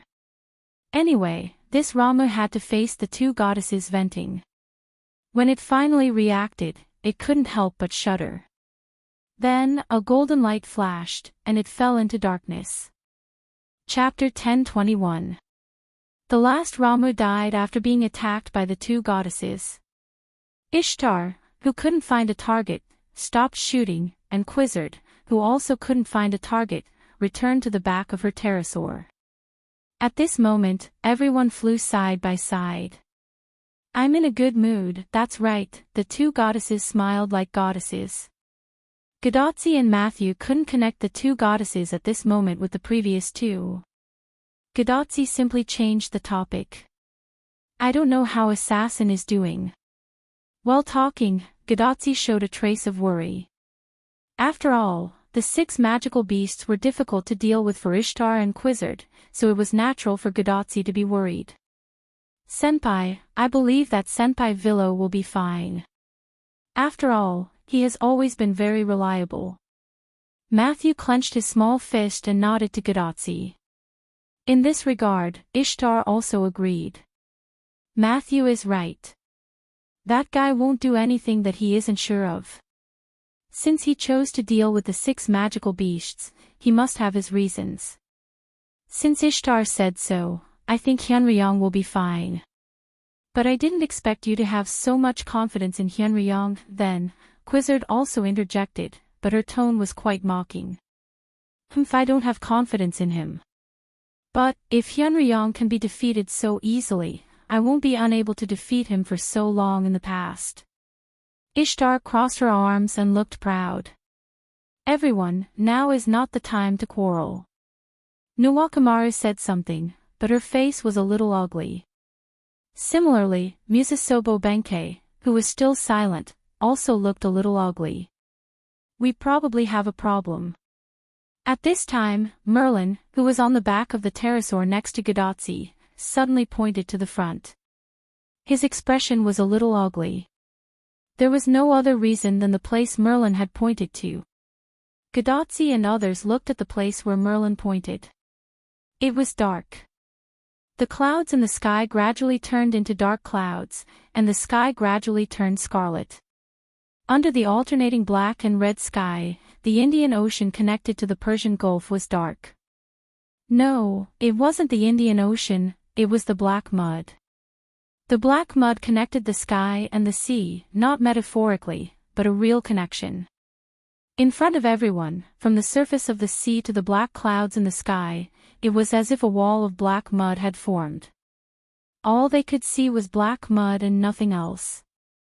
In a sense, the water and the sky, was black. Because the surrounding environment had been turning dark, and Gadotsi and others' attention was attracted by Ishtar and Quizzard, they didn't notice this scene. The black mud that formed the water and the sky was faintly creeping. Anyway, in Gadotsi's opinion, it was quite disgusting. She now understood why Merlin frowned. After discovering this situation, Quizzard had already stopped the pterosaurs and even faintly retreated. Then, Roman's panicked voice came from Gadotsi's bracelet. Quizzard, retreat quickly. At that moment, Quizzard didn't care whether Roman's words were correct or not. She immediately waved her hand, and the pterosaurs made a sharp turn and flew backward. Gadotsi, who didn't react for a moment, even fell on Matthew due to inertia. Sitting up again, Gadotsi looked at her bracelet in confusion. Doctor, what's wrong? That's right, they only saw the black mud that was the same color as the sky, and there was still some distance between them. Why were they in such a hurry to leave? It was as if the danger was already near them. I don't know what you saw. Chaldea can't receive the image since you went deep into the Indian Ocean, but fortunately, the instrument is still working as usual. Roman, who was in Chaldea, wiped the sweat on his forehead that appeared out of nowhere and answered Gadotsi word by word. The instrument detected that there was a huge amount of magic everywhere around you just now. No, to be precise, you are in a space full of huge magic, and your surroundings are still like this. To make an analogy, you can imagine that you are in the Holy Grail, although the tone was also very serious, even at a critical moment. Leonardo da Vinci still didn't forget to joke. Roman and Leonardo da Vinci's words made everyone recover from the shock, and then they were shocked again. What they realized was that the magic that was being emitted was probably the black mud around them. And the shock was easier to understand. Look carefully, the distance around us seems to be dark. Ishtar frowned. The pterosaur had been flying behind them, but they didn't seem to have moved at all. If that's the case. Gadotsi's eyes widened. In the end, Quizzard said a guess that was likely to be the truth. Maybe we have entered a special space like what Leonardo da Vinci said. They were shocked because they seemed to be trapped on the coast of the Persian Gulf. Wu Ming, holding the holy sword, stood on a huge red-haired monster that looked like a wolf or a dog burning with holy flames. The reddish-yellow flames and the color of the monster reflected on Wu Ming, who was standing on top, and looked particularly sacred. After confirming that the body under him was cold, Wu Ming raised his hand and waved. The sword of salvation released a ray of light and shone on the body. In an instant, the flame transformed by the sun suddenly burned. He was going to use the flame to burn the body of the demonic beast. Every time Wu Ming killed a demonic beast, he would use various means to destroy the body to prevent them from suddenly resurrecting. Then, Wu Ming could not help but look at the direction where Gadotsi and the others left. It has been so long, why hasn't Ishtar activated her noble phantasm? There was still a connection between Ishtar and Wu Ming. Once Ishtar activated her noble phantasm, Wu Ming could easily feel it. Wu Ming, who felt that something was not right, was a little uneasy. It seems that there is no time to deal with the remaining 2 demonic beasts. That's right, Wu Ming did not kill the 6 demonic beasts. After Wu Ming killed Ramu, he successively killed Baxiomu, Mdabrutu, and Yulidim. Only Musamafu and Kururu were left. Kururu could fly, which meant that it was more agile than Baxiomu and the rest. Musamafu, on the other hand, was cunning and cherished his life. After Wu Ming killed Basumu, he hid in the sea of black mud. Even if he attacked Wu Ming, he would only feign an attack as a cover. After that, he would immediately dive into the depths of the sea of black mud, allowing Umudaburutu, Yulidim, and Kurulu to take charge of the main attacks. After killing Mdabrutu, the remaining 2 demonic beasts, Kururu and Yulidim, panicked. The body under Wu Ming that was about to burn out was Yulidim's. Chapter 1022. Wu Ming took advantage of the moment when Yulidim and Kururu were in a panic and captured Yulidim in one fell swoop. After fighting for a while, he directly used the Sun incarnation as his trump card to kill Yulidim. But unfortunately, Kururu also took the opportunity to sneak into the sea of black mud, and Musamafu no longer appeared after Wu Ming killed Mdablutu. It was estimated that Musamafu had sneaked into a deeper place. At this moment, the sea of black mud still had some influence on Wu Ming, so Wu Ming couldn't go deep into the sea of black mud to find Musamafu and Kururu. In addition, Wu Ming noticed that something was wrong with Gadotsi, so he decided to let the 2 monsters go for the time being. He was going to see what happened to Gadotsi and Kururu first. However, at this moment, something unexpected happened to Wu Ming. The black-purple portal that was under his control suddenly opened automatically beside him. This made Wu Ming shocked and puzzled. Wu Ming learned this move from the game system when he transmigrated to another world. In other words, the portal was a unique move. Wu Ming also taught Demetrius the move system of Yggdrasil, but because Demetrius was a servant, Wu Ming couldn't be sure whether Demetrius had mastered the magic system of Yggdrasil. However, even if Demetrius had mastered it, she also promised Wu Ming that she wouldn't spread it out. So who opened the portal that appeared in front of Wu Ming? In the next second, Wu Ming got the answer. Brother Wu Ming. A delicate and excited voice came out from the portal, and then, a black-haired, white-robed figure rushed into Wu Ming's arms from the portal. Wu Ming instantly understood who came and hugged the person in his arms and rubbed her little head. The person who came was naturally Wu Ming's cute sister, Shitsuki Meiyu. Meiyu? Why are you here? Wu Ming was both puzzled and shocked. This was a singularity, and it was Mesopotamia in BC. Meiyu couldn't have come here. As for whether it was true or not, when Meiyu shouted, "Brother Wu Ming," Wu Ming knew that the Meiyu in his arms was not someone else. It was Brother Wu Ming's power that brought me here. Meiyu's cheeks were slightly red because of Wu Ming's touch, but she still enjoyed it, like a kitten. When Meiyu said this, Wu Ming suddenly realized that he did give his power to Meiyu. After Wu Ming got rid of Darius, the world of Mei Yu and Ilya was safe. After that, Wu Ming left that world and used the black mud to find Gidea. When he left, Wu Ming asked the young Gilgamesh to give Mei Yu the rank card with his power. It was a golden caster, magician, rank card. Although the crisis in Wu Ming's world had been solved by Wu Ming, and Mei Yu would not have any trouble, Wu Ming still left his power to Mei Yu just in case. After that, because of a series of involuntary things, Wu Ming was a little busy. During this time, he did not go back to see Mei Yu. Wu Ming also gradually forgot that he gave Mei Yu the rank card. My rank card suddenly became hot, and then I felt the summoning from the rank card. I thought it was Brother Wu Ming calling me, so I responded to the summoning. As a result, I appeared next to the blonde Rin en Osaka. God knows what Meio's expression was when she saw the blonde Rin en Osaka with Wu Ming's aura. Anyway, Mei Yu only remembered that she was completely dumbfounded at the time. When Mei Yu said this, Wu Ming understood everything. It was probably because Ereshkigal created a chain of summoning when she merged with Wu Ming's divinity. She inadvertently contacted Mei Yu, who held Wu Ming's rank card, and Mei Yu thought it was Wu Ming calling her. As a result, she came over in a daze.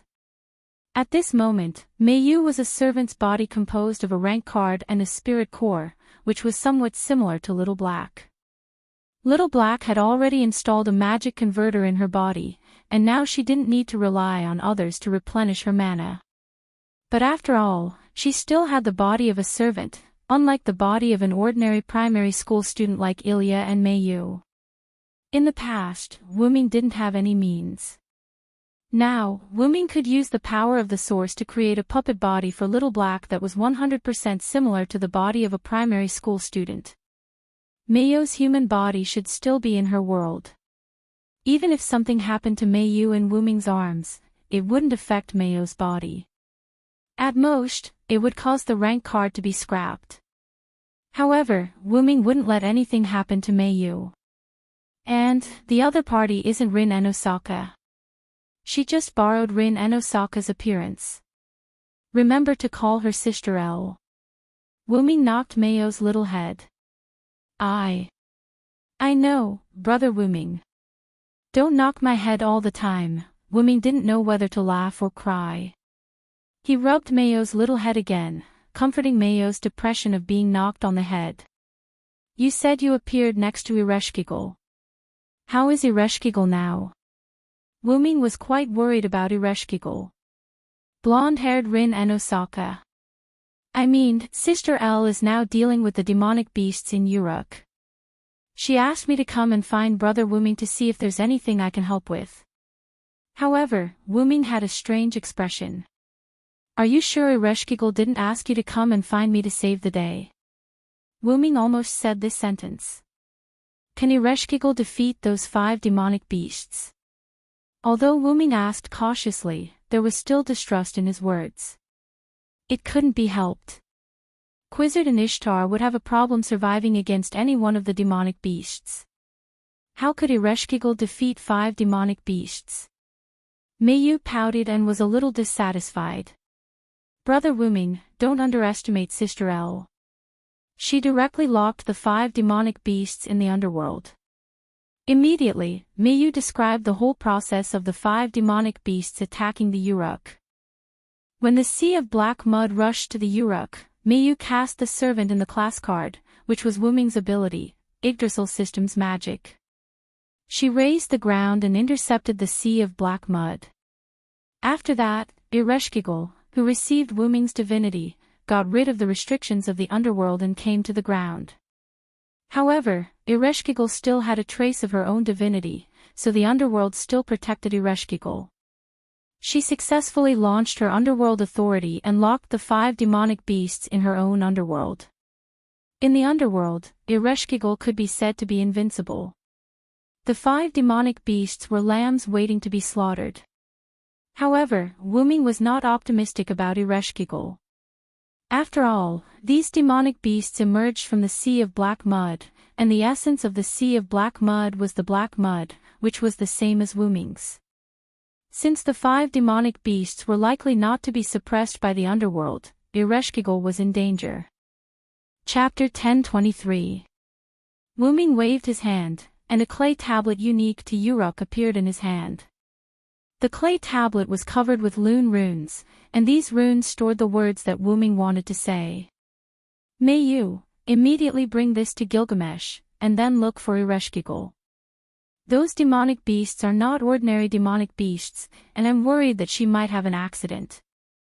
After Wuming finished speaking, he handed the clay tablet to Mayu. I understand, Brother Wuming. Mayu nodded with a serious expression. Mayu, who had Wuming's class card, was equivalent to Wuming in the state of caster, magician.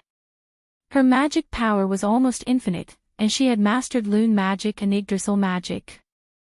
She also had a huge amount of divinity and a dragon's breath, and some of Wuming's noble artifacts. Not to mention fighting against enemies, she had no problem protecting herself. In addition, Mayu was a serious and strict child, so Wuming was very relieved to let Mayu handle this matter. What is Brother Wuming going to do? Mayu asked abruptly, and she seemed a little nervous. Knowing that Mayu was worried about his Wuming, Wuming could not help but smile, and then he put his hand on Mayu's head. Don't worry, I'm just going to solve a small problem. After this matter is over, don't be in a hurry to go back. Stay in Uruk, and I'll make omelet rice for you alone. That's right, Wuming was going to give Mayu special treatment. Although Mayu was a little embarrassed to leave Ilya and Little Black to eat alone, when she thought that she could have Wuming to herself, Mayu was secretly delighted. Well, I'm waiting for Brother Wuming to make omelet rice for me in Uruk. After saying that with a blush on her cheeks, Mayu opened the portal and went in. In this regard, Wuming showed a warm expression.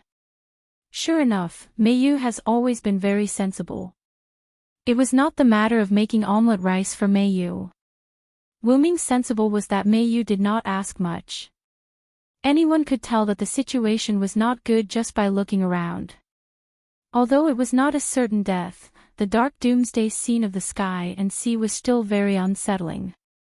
However, Mayu did not ask anything. She did not ask what was going on here, nor did she ask why Wuming said anything. She only listened to her brother's words, listened to Wuming's words, and did what Wuming told her to do. She was completely like an obedient sister who listened to her brother's words. Or perhaps, this was Mayu's mature side. If it were Little Black, he might not be as good as Mayu. If it were Ilya, it would definitely be worse. Ilya would most likely get to the bottom of it. If she did not do that, Ilya would definitely be distracted or absent-minded. As if imagining Ilya's embarrassed look, Wuming could not help but smile. For the sake of Beauty Tour, for the sake of Ilya and Blackie who aren't here, I have to work harder. After Wuming finished speaking, he landed on the black mud sea and sat on the surface of the sea. First of all, I need to confirm whether Gadotsi and the others are safe. As Wuming said, he raised his arm and turned the back of his hand to himself. Some red marks were clearly visible on the back of Wuming's hand, which was the magic power crystal of Ishtar's command spell that had been used up before. Although it was said to be a command spell, it did not have most of the effects of a command spell. It only had the effect of replenishing the magic power of the servant. Moreover, after these command spells were used up, they could be replenished through the magic power in the body, but they had not been used, so Wuming did not replenish them. And now, it was the time to use them. Wuming's raised hand suddenly clenched into a fist. The originally sparse red marks on the back of his hand suddenly solidified, forming 3 scarlet command seals that resembled a bow and arrow, yet also resembled a pair of wings. Wuming replenished his magic power. After that, Wuming began to issue orders to Ishtar. By the command curse, O goddess of fertility and war, restore your magic power to full. By command spell, mistress of heaven, restore your magic power. By the command of the curse, Ishtar, release your noble phantoms and break through the predicament. That's right, Wuming used all the command spells in one breath. Although there were 3 command spells, their function was only to replenish Ishtar's magic power. The first command was to replenish Ishtar's magic power. The second command was to make Ishtar's body overflow with magic power. The third command was to make Ishtar's magic power so much that it was completely out of control, to the extent that it would cause a big explosion if left alone. In this way, the effect of Ishtar's noble phantoms would be several times the original, or even more than 10 times. After all, this was not a game. Doubling was not just multiplying by 2, and multiplying by several times was not just multiplying by several. In this way, Wu Ming believed that Ishtar's noble phantoms would be able to affect the surrounding environment. With this, Wu Ming would be able to find them. Sure enough, a few seconds after Wu Ming gave the 3 orders, a light that resembled a falling star appeared in a certain direction. Then, there was a big explosion. On Gadotzi's side, after the big explosion caused by Ishtar's noble phantoms, Matthew put away his noble phantoms, revealing a few pterosaurs and a few people on their backs. Just now, everyone was still thinking of a way to get out, but Ishtar suddenly panicked and shouted for Hyunryong. Then, she released her noble phantoms that seemed to be many times stronger. After Ishtar's attack was released from Anna's horse, Matthew also activated his noble phantoms and successfully blocked in front of everyone, blocking the aftershock. TSK, TSK, TSK. Ishtar is indeed powerful. She can release such a powerful attack. Merlin sighed as he watched from the side. He did not care about what Ishtar, who was lying on Gadotzi's pterosaur, was thinking. Damn it. Hyunryong. Ishtar wanted to look ferocious, but she was too tired to do so. She even stuttered when she spoke. Miss Ishtar, are you all right? Matthew looked at Ishtar with concern. However, Gadotzi interrupted. Matthew, you blocked the big explosion just now. Are you hurt? Matthew shook his head. I'm fine, Senior. Ms. Ishtar's noble phantoms were launched far away. I only blocked the aftershock. But just the aftershock alone scared me. Quizzard was the one who spoke now. I didn't expect Ishtar to release such a powerful attack. If there were levels, Ishtar's attack could be categorized as EX, it's all virtuous. Dragon. That guy. Ugh. Ishtar tilted her head and stopped talking. She was so tired that she couldn't take it anymore. Ishtar's body almost exploded after 3 times of mana replenishment. If Ishtar did not release her noble phantoms quickly, Gadotzi and the rest would have been dead by now. Even after releasing her noble phantoms, Ishtar did not feel good. She was still weak. Therefore, it was not unreasonable for Ishtar to gnash his teeth at Wu Ming. Chapter 1024. His Excellency Hyunryong must be looking for us, Musasobo Benkei said. It could only be said that Wu Ming was worthy of the existence of the new army.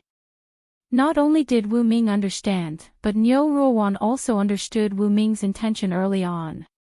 His Excellency Hyunryong is right. If not, we wouldn't have found the exit. Following Nwakamaru's gaze, a gap appeared in front of them. Unlike the other places, light shone through the gap. They were indeed trapped, but Ishtar's noble phantasm forcefully blasted a hole in the black mud. Not only did Wu Ming get them out of danger, but he could also tell Wu Ming where they were. It was killing 2 birds with 1 stone. Even Ishtar could only keep her dissatisfaction to herself. It was precisely because Wu Ming's action was correct that Ishtar, who did not have the moral high ground, could not find trouble with Wu Ming afterwards. Although she was the mistress of the sky, Ishtar, who had suffered a lot in the hands of Wu Ming, understood one thing.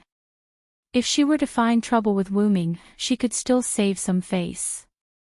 However, if she were to find trouble with Wu Ming, she would definitely be tricked by Wu Ming, just like when she was in the underworld. Let's hurry up and leave, Gadotzi suggested. If there were any accidents later, they would be in trouble. However, that was how trouble would come about. Suddenly, the entire space began to shake. Whether it was the sky, the sea, or even the walls that connected the sky and the sea, everything shook and a black substance began to fall.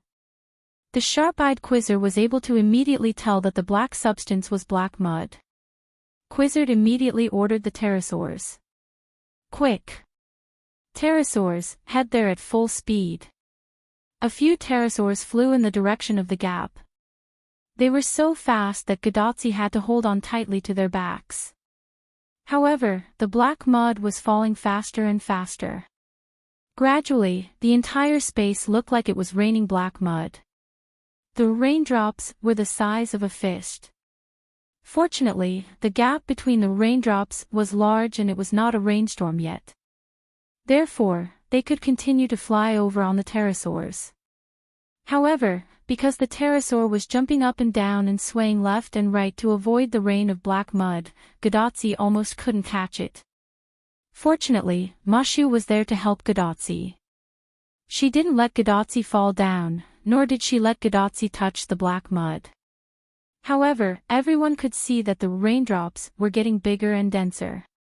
At this moment, the pterosaurs were still halfway to the exit. Although everyone knew that they could not touch the black mud, Quizzard could not help but say, "Everyone, don't get touched by the black mud." However, now that the volume and frequency of the raindrops had increased, it was too difficult to not get stained by the black mud. The first accident happened. Gaw!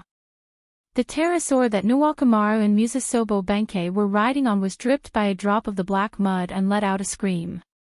Then, the entire pterosaur flew around uncontrollably and even collided with several drops of rain. Lady Nuwakamaru. Don't worry about me, Mi-chin. Nuwakamaru and Musasobo Benkei's panicked voices came from the pterosaur. Lady Nuwakamaru. Mr. Mi-chin. Matthew shouted nervously. Whoosh! Suddenly, countless petals flew to Nuwakamaru and Musasobo Benkei's pterosaur. It was as if the pterosaur was frozen in place and became quiet. The rain that fell from the sky seemed to have encountered some resistance and was blocked by the petals. In the next second, Merlin flew over on the pterosaur while Musasobo Benkei and Nuwakamaru took the opportunity to jump onto Merlin's pterosaur. Piedra del Sol. The Quetzalcoatl god had released the real phantasm of the Piedra Almanac that was originally in the Temple of Eridu. Although Eric Metropolis was drowned by the sea of black mud, the Piedra god had summoned the Piedra Almanac to reside before Eric Metropolis was drowned. As for the size, it was Quizzard's phantasm and could be changed at will. Flames and lava emerged from a fiery red stone in Quizzard's hand and formed a semicircular protective shield. Quizzard raised it above her head. Everyone, come to my side. The protective shield of flames and lava blocked the rain above Quizzard's head and was wide enough to protect the others. The pterosaur that Gadotsi and the others were riding on immediately flew over. Everyone immediately flew toward the gap without stopping. After all, it was better to leave as soon as possible. The pterosaur that was stained by the rain fell into the darkness below as if it had died. After they were safe, Musasobo Benkei took the lead to ask about Nuwakamaru's safety. Lady Nuwakamaru, are you okay? Nuwakamaru half knelt on the pterosaur's back and shook his head to show that he was fine. Di-ching, no, Ocean Lord, it's all thanks to you this time. Nuwakamaru knew that she was almost stained by the black mud. Although it was just a little bit of black mud, who knew how the black mud eroded? Was it instant assimilation? Or did it need time? No one knew, and no one would try. What are you talking about, Nuwakamaru? As long as you're okay. Musasobo Benkei, who was half kneeling on the pterosaur's back, lowered his head silently as if he was dead. This gave Nuwakamaru a shock. Similarly, Gadotsi and Matthew, who were on the pterosaur's back, were also shocked. Mr. Di-ching. Di-ching. Quizzard, who was using her noble artifact, and Ishtar, who was exhausted, did not have time to care. However, Merlin, who was riding on the same pterosaur as Musasobo Benkei and Nuwakamaru, seemed to have noticed something and squinted his eyes. However, Musasobo Benkei lowered his head and spoke. "Lady Nuwakamaru, I have something to ask of you." Hearing Musasobo Benkei's voice, Nuwakamaru was relieved. "What's the matter?" As long as he was not dead, everything was fine. "Can I ask you to die?" After Musasobo Benkei finished speaking, he instantly got up and slashed at Nuwakamaru with his Baisento. "What?" Gadotsi and Matthew widened their eyes when they saw this scene. They could not react at all. Not only them, but even Nuwakamaru could not react. After all, Nuwakamaru did not expect Musasobo Benkei to assassinate him. This was not a dereliction of duty as a general on the battlefield. Instead, it was natural for him to lower his guard around someone close to him. However, the attack was still blocked. Clank! The holy sword that looked like an authentic item blocked the sharp she blade, making a piercing sound. The one who blocked the attack was naturally Merlin, who was next to Nuwakamaru. He had just noticed that something was wrong with Musasobo Benkei. "Sure enough, you have been assimilated by the black mud." Chapter 10:25.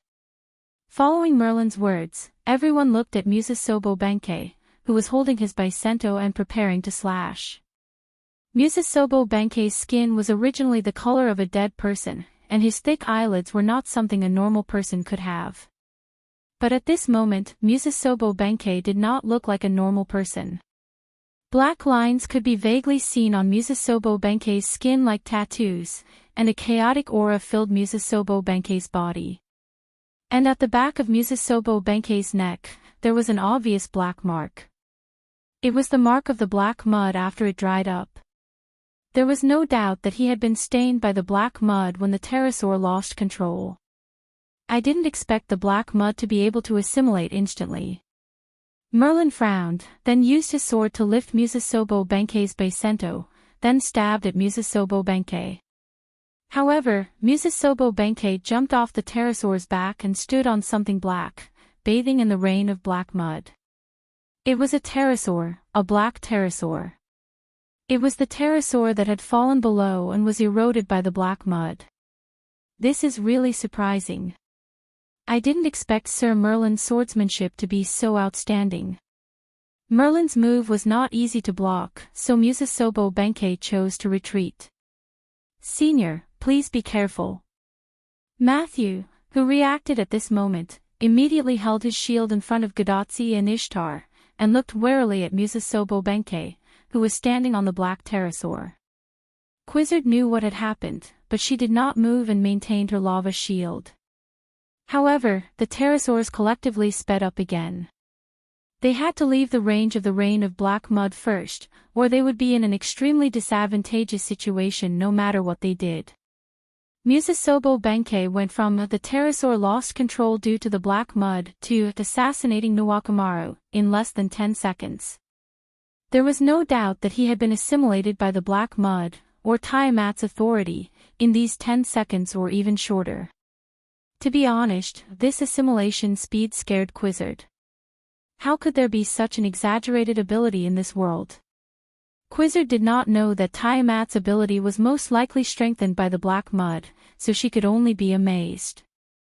He wasn't sure if the assimilation speed had anything to do with one's strength, but he was afraid that he would be done for once he was infected. Therefore, he had to leave the range of the rain of black mud.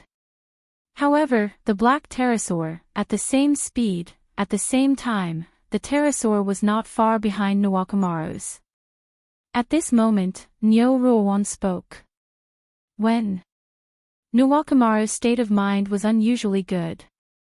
She did not break down because of Musasobo Benkei's assimilation. Instead, she talked to him very calmly. Merlin silently took a few steps back, leaving space for Musasobo Benkei and Nuwakamaru to talk. "The moment I asked you about your situation, I felt the existence of Mother. That is the supreme truth, the true Buddhist kingdom that saves all living beings from suffering. When he said this, Musasobo Benkei was clearly a little excited. No, it should be crazy. Lord Nawakamaru, I want you to return to Mother's embrace with them, and you should be in front of them. Unfortunately, you were stopped by Sir Merlin. As if he had really missed something important, Musasobo Benkei shook his head regretfully. Stay here and let this penniless monk send you to see Mother. With that, Musasobo Benkei raised his hand and grasped at the gap. Countless black mud filled the gap. The gap began to heal quickly. At this moment, Musasobo Benkei could actually control the black mud. This gave everyone a fright. It was not easy to open a gap in this black mud space. Once it closed, who knew how to get out? It was hard to say whether Wuming could find them again. Everyone, come to my side. Quizzard called out to the crowd. Merlin was the first to jump onto Quizzard's pterosaur. Then, Nawakamaru jumped onto Gadotsi and came to Quizzard's side with Matthew, who was carrying Ishtar. Feathered serpent god pterosaur, full speed ahead. Quizzard's pterosaur that everyone was riding suddenly accelerated and tried to speed out with the other pterosaurs that were following closely behind. However, Musasobo Benkei smiled slightly. You can't get out. I'll wait for you here. Indeed, as Musasobo Benkei said, when everyone was still a short distance away from the gap was almost closed. However, just when everyone was helpless, a black-purple ripple suddenly appeared in front of the pterosaurs that were flying at high speed. The pterosaurs, Gadotsi, and the others plunged into it and the portal immediately closed. Seeing this scene, Musasobo Benkei could not help but frown. His Excellency Henryong. At this point, the gap was completely closed without a single gap. A second ago, in the world outside the gap, Wuming floated in the air and opened the portal. In an instant, a few pterosaurs that were not small flew out. Then, Wuming instantly closed the portal. I've finally found you. Wuming looked at Gadotsi and the others who were on the pterosaur's back. Assassin, you're finally here. Gadotsi's face lit up with joy. I arrived just in time. If I was any later, I wouldn't have been able to save you. When Wuming arrived, he happened to see Gadotsi and the others flying toward him in the darkness. He saw that there was a gap that was rapidly closing, so Wuming directly opened a portal on the path that the pterosaurs had to pass through. That was how he managed to save Gadotsi and the others. I understand the situation now. You guys can return to Uruk first. Leave the rest to me. When Wuming saw Musasobo Benkei standing on the back of a black pterosaur, he guessed that he was probably assimilated by the black mud. However, just when Gadotsi and Matthew wanted to say something, Merlin suddenly became serious. Are you ready? I'm ready. This was Wuming's answer, and he was quite certain. Then I'll leave it to you. In this regard, Wuming did not say anything and only nodded. Gadotsi and Matthew also shut their mouths and did not speak again. I won't leave. I want to stay. Nawakamaru suddenly interrupted rather calmly. Without a doubt, she chose to stay because of Musasobo Benkei. You might die. Wuming answered her simply. I'm sorry, Your Excellency Henryong. I've made up my mind. Wuming nodded. Since her attitude had already reached this point, he did not need to persuade her anymore. Ms. Nawakamaru, Nyo Rua, Gadotsi and Matthew did not know what to say and looked worried. On the contrary, Nawakamaru was quite optimistic. Your Excellency Fujimaru, Your Excellency Matthew, take care. The three of them looked at each other and nodded. After that, Quizzard spoke again. This is for you. She stretched out her hand and there was a fiery red stone in her hand that seemed to be burning. This was the noble phantasm that Quizzard had just cast, the solar ephemeris, Piedra del Sol. This noble phantasm is activated by the solar ephemeris. It can be said that it's a one-time use noble phantasm. After it's activated, it won't be deactivated, so I want to give it to you to use up. I should have used this trick earlier. Then, your subordinates wouldn't have been in trouble. Quizzard said as if she was blaming herself. In this regard, Nuwakamaru shook his head. It's not your fault, Your Excellency Quizzard. The rain of black mud was getting more and more difficult to dodge, so it was not an accident that it was hit. Moreover, this was a one-time use noble phantasm, so it must be kept for critical occasions. What's more, Quizzard immediately used this noble phantasm when there was an accident just now. It was obvious that she was not someone who did not know the severity of the situation. At this moment, Quizzard wanted to give this activated noble phantasm to Nuwakamaru and let Nuwakamaru use it up. I'll take it. After that, Nuwakamaru's hand held the solar ephemeris. Chapter 1026. Wuming opened the portal to Uruk and let Gadotsi and the others go back. Before they left, Ishtar, who had recovered a bit of strength, complained to Wuming, as if Wuming had done something to her. After closing the portal quickly, Wuming looked at Nuwakamaru, who was not present. At this moment, Nuwakamaru's right hand was clenched into a fist, and smoke was coming out of it. That was the sign that the solar ephemeris was causing damage to Nuwakamaru's body, or rather, the spirit base. You really don't have to do this. Wuming spoke again, although he knew it was useless. The Ocean Venerable followed me to the end this time, so I can't leave him behind. Then, Nuwakamaru changed the topic. By the way, Sir Hyunryong, have you prepared your trump card? Wuming nodded and looked in the direction he came from. Almost, but I still have something to do, and you're here. What Wuming meant was that Nuwakamaru could help Wuming complete this matter. Please tell me, sir. I will not hesitate to go through water and tread on fire. At this moment, Nuwakamaru was like a loyal warrior, waiting for the king's order. Wuming smiled at this. It's not that serious. I just need you to force Tiamat out. Force her out. Nuwakamaru was stunned. What should she do? And Wuming looked at her hand, or rather, the solar ephemeris in her hand. I need you to burn the black mud. On the other side, on the sea of black mud, Wuming sat cross-legged on the sea with his eyes closed, as if waiting for something. However, Wuming's shaking fingers showed that Wuming was not just waiting. He was constructing a tactic to summon his trump card. That trump card was not his noble phantasm. He needed the help of Kalas, who was in the route, to complete the summoning of this trump card. The reason why Kalas did not say much was that she was focusing on perfecting this trump card. The one who went to rescue Gadotsi and the others was Wuming's doppelganger, which was transformed from a dependent. Except for the only weapon that could not be replicated, Wuming's doppelganger had 100% of Wuming's strength. Other than saving Gadotsi and the others, Wuming's clone had another mission. Wuming's trump card still needed a primer before it could be used. Only when Tiamat truly appeared would he be able to use it. Thus, luring out Tiamat was another mission of the doppelganger. Coincidentally, Quizzard had given the solar almanac to Nuwakamaru, so Wuming's doppelganger did not need to do anything else other than use the solar almanac to burn the black mud. Although there was no way to completely burn the black mud, Wuming speculated that as long as a part of it was burned, Tiamat would definitely appear. Wuming guessed that this black mud was most likely something that belonged to Tiamat's body.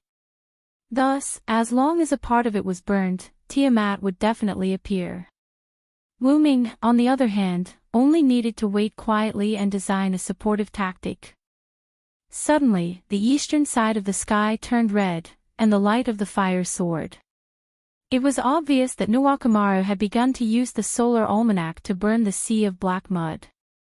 And it was also at this moment that the entire sea of black mud, as well as the space of black mud in the southeast where Gadotsi and the others had been trapped, began to produce powerful magical fluctuations. And along with this powerful magical fluctuation, Wuming's trump card, which he had prepared long ago, also began to form a connection with this world. Is Tiamat about to come out? Wuming opened his eyes and looked in the southwest direction, then looked at the sea of black mud beneath him and took a deep breath. The moment had finally arrived. Wu Ming was about to activate this trump card that had been born out of a sudden whim. "Let's begin, Collis." "Yes, Master." After the conversation, Wu Ming's body seemed to have given up all resistance and accepted the gravitational force, sinking directly into the sea of black mud.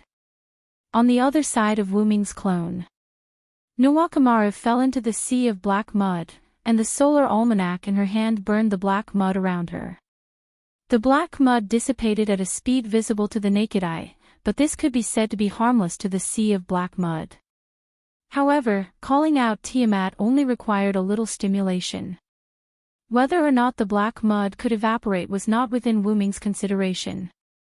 It was just like how mosquitoes sucking blood would not cause much harm to humans, but humans would always react when they realized that their blood was being sucked. Feeling the increasingly turbulent magical power around him, Wu Ming's clone nodded silently, then waved his hand and opened a teleportation portal beside Nuwakamaru. "That's enough, Nuwakamaru. Return to Uruk. What's next is not something you can handle." Wu Ming shouted at Nuwakamaru. Nuwakamaru's spiritual base was gradually collapsing as she released a relic that did not belong to her. If this were to continue, there was no doubt that she would leave. Wu Ming did not want to kill Nuwakamaru. However, Nuwakamaru did not seem to hear what Wu Ming said as she continued to release the flames and lava from the solar almanac. Nuwakamaru's face was a little twisted. It seemed like Nuwakamaru's mental state was not very good, and she was probably on the verge of turning evil. Wu Ming controlled the teleportation portal to swallow Nuwakamaru, leaving the solar almanac alone.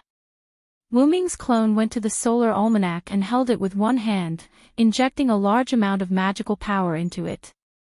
Since it was a one-time relic, Wu Ming's clone decided to inject magical power into it before the relic lost its function completely until the solar almanac could no longer take it or dissipate it. The solar almanac was getting more and more ferocious as it received an endless supply of magical power. Countless flames and lava were surging as if they were going to destroy the world, constantly devouring the sea of black mud. This time, it was no longer a mosquito bite, but a venomous worm bite. Then, before the solar almanac could self-destruct, the entire sea of black mud went berserk. Like a deep-sea monster that appeared from the ocean, the sea of black mud soared into the sky like a dragon sucking in water. It was so fast and its range was so wide that it was shocking. Wu Ming's clone, who was in the range, escaped through the teleportation portal at the last moment with the solar almanac and arrived at where Wu Ming was previously. The two places were quite far apart, and the sea there was only shaking. Wu Ming's clone exclaimed as he watched the sky and water turn dark. "It's a little sudden, but this proves that Tiamat is panicking." The solar almanac's movement earlier was considered to have hurt Tiamat. Otherwise, the sea of black mud would not have such a huge movement. After all, it was a one-time relic of the South American Master God. After receiving Wu Ming's massive magical power, even Tiamat could not be unaffected. Wu Ming raised his hand and looked at the solar almanac that was about to burn out. He made a decision. "It's time for you to fulfill your final mission." Wu Ming weighed it and then threw it to the place where the sky and water were so dark that he could not see the situation clearly. In the next second, the solar almanac was like the sun that shone on everything, releasing its last ray of light in the sky. A gigantic dragon beast that was many times bigger than the 11 demonic beasts earlier was standing there with its eyes closed. That was Tiamat. Chapter 10:27. Tiamat's body was covered with black mud. At a glance, it was pitch black without any extra color.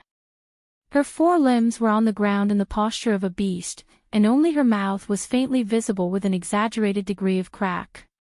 This oppressive feeling, as expected of the goddess of creation. Wu Ming's doppelganger's tone was full of emotion. It couldn't be helped. Anyone who saw this scene would feel the same way, such as Gadotsi and the others who were far away in Uruk. Because of Wu Ming's vigilance, the 5 magical beasts trapped in Ereshkigal's underworld didn't do anything. After Mayu brought the letter to Gilgamesh, Gilgamesh allowed Mayu to take part of the combat power to the underworld to investigate. After that, Mayu took Enkidu, Fen Baba, and Zhuge Kong Ming, who rarely came out, to the underworld. According to Zhuge Kong Ming's idea, he restudied the seal of divine right, Dinger, and wanted to find a magical beast to test it out. The 5 magical beasts were indeed as Wu Ming said, the underworld didn't restrict them. Ereshkigal almost failed. Fortunately, Mayu arrived with reinforcements, and Zhuge Kong Ming's new seal of divine right, Dinger, was also verified. The price was that the 5 magical beasts died. After that, Ereshkigal didn't continue to stay in the underworld, and Zhuge Kong Ming also didn't stay in the house. At this moment, everyone, including Ereshkigal and Zhuge Kong Ming, and those who returned to Uruk, gathered on the southwest city wall, looking at Tiamat's figure in the distance, which was illuminated by the solar calendar stone. Although a large sea of black mud formed Tiamat's body, there was still a large sea of black mud spreading on the ground, and it didn't seem to decrease at all. That's Tiamat. Gadatsi's throat moved. Obviously, she was surprised and afraid of Tiamat. Even Quizzard, Ishtar, Ereshkigal, and other goddesses felt a trace of fear. It was enough to show how powerful Tiamat's deterrence was. Tiamat appeared in the depths of the Persian Gulf, which was the Indian Ocean region. It was thousands of miles away from Uruk city. However, even so, because of Tiamat's huge body, Gadatsi and the others could see Tiamat from Uruk. Before this, everyone in Uruk was ordered by Gilgamesh to stay in their homes or temporary residences to pray. They were not allowed to go out and ignore anything that happened outside. Therefore, Tiamat's appearance didn't cause any panic among the humans in Uruk. That's right. That huge dragon beast is the creation mother of Mesopotamia, Tiamat. Merlin walked to the front as a commentator. Tiamat's body was used to create the world, which means that her body must be huge. However, this size is beyond my imagination. Roman's sarcastic voice came from Gadatsi's bracelet. However, now wasn't the time to talk about this, right? How were they going to fight such a huge Tiamat god? Doctor, can you still track Assassin's location? Before thinking about how to fight Tiamat, Gadatsi was first worried about Wu Ming. No. It's too far away. Plus, the black mud has a disruptive effect. There's no way to detect Hyunryong's location. However, at this moment, a young voice came into everyone's ears. Brother Wu Ming is fine. Mayu looked into the distance with eyes full of trust. Although everyone was baffled by the fact that she was Wu Ming's sister, Mayu's aura was indeed Wu Ming's. It couldn't be faked. Brother Wu Ming saved my world and Ilya's world. At the same time, he also saved me, Ilya, and Blackie. Brother Wu Ming saved everyone.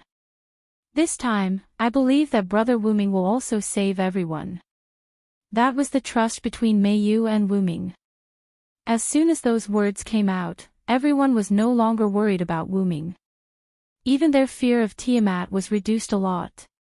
Following this atmosphere, Merlin, who acted as a commentator, spoke again. The beast of original sin has appeared. The human's evil will lead to the appearance of the crown servant. In addition, the appearance of one evil will lead to the birth of another evil. The crown servant has already appeared. The next thing to be born is a new human's evil.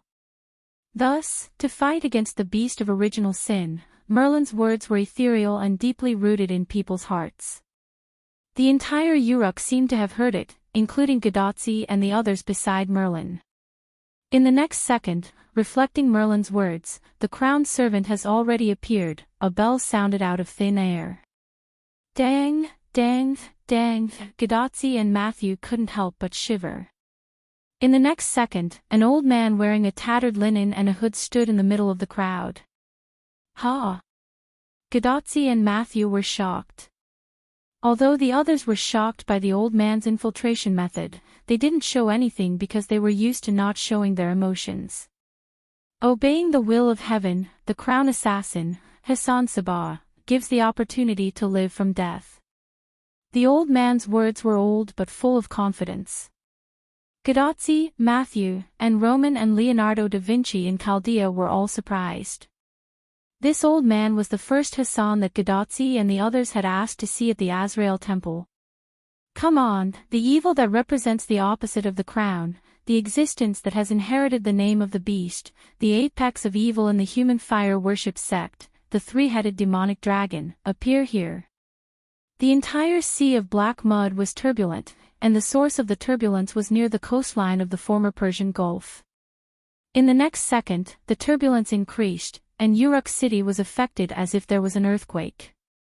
Then, a huge pure white figure leaped out of the sea of black mud, hovered in the sky a few times, and dispelled part of the black clouds before landing on the sea of black mud.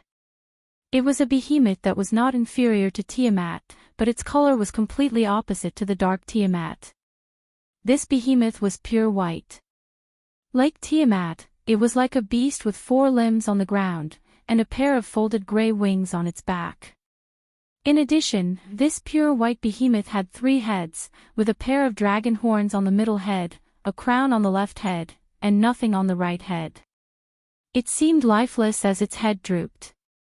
In addition, the pure white behemoth was holding 2 demonic beasts that were larger than humans in size. They were Musu Maf and Kururu, who had escaped. The black beast and the pure white beast stood opposite each other with their eyes closed as if waiting for an opportunity. That is. In response to Gaddafi's question, Merlin, as the commentator, continued to speak. One of the evil points in the Persian fire worship sect's mythology, the 3-headed demonic dragon that once destroyed half of the world, Az-Dahaka, has now appeared as another human evil beast. Gaddafi and Matthew were shocked. However, Ishtar, who had almost recovered, noticed a clue.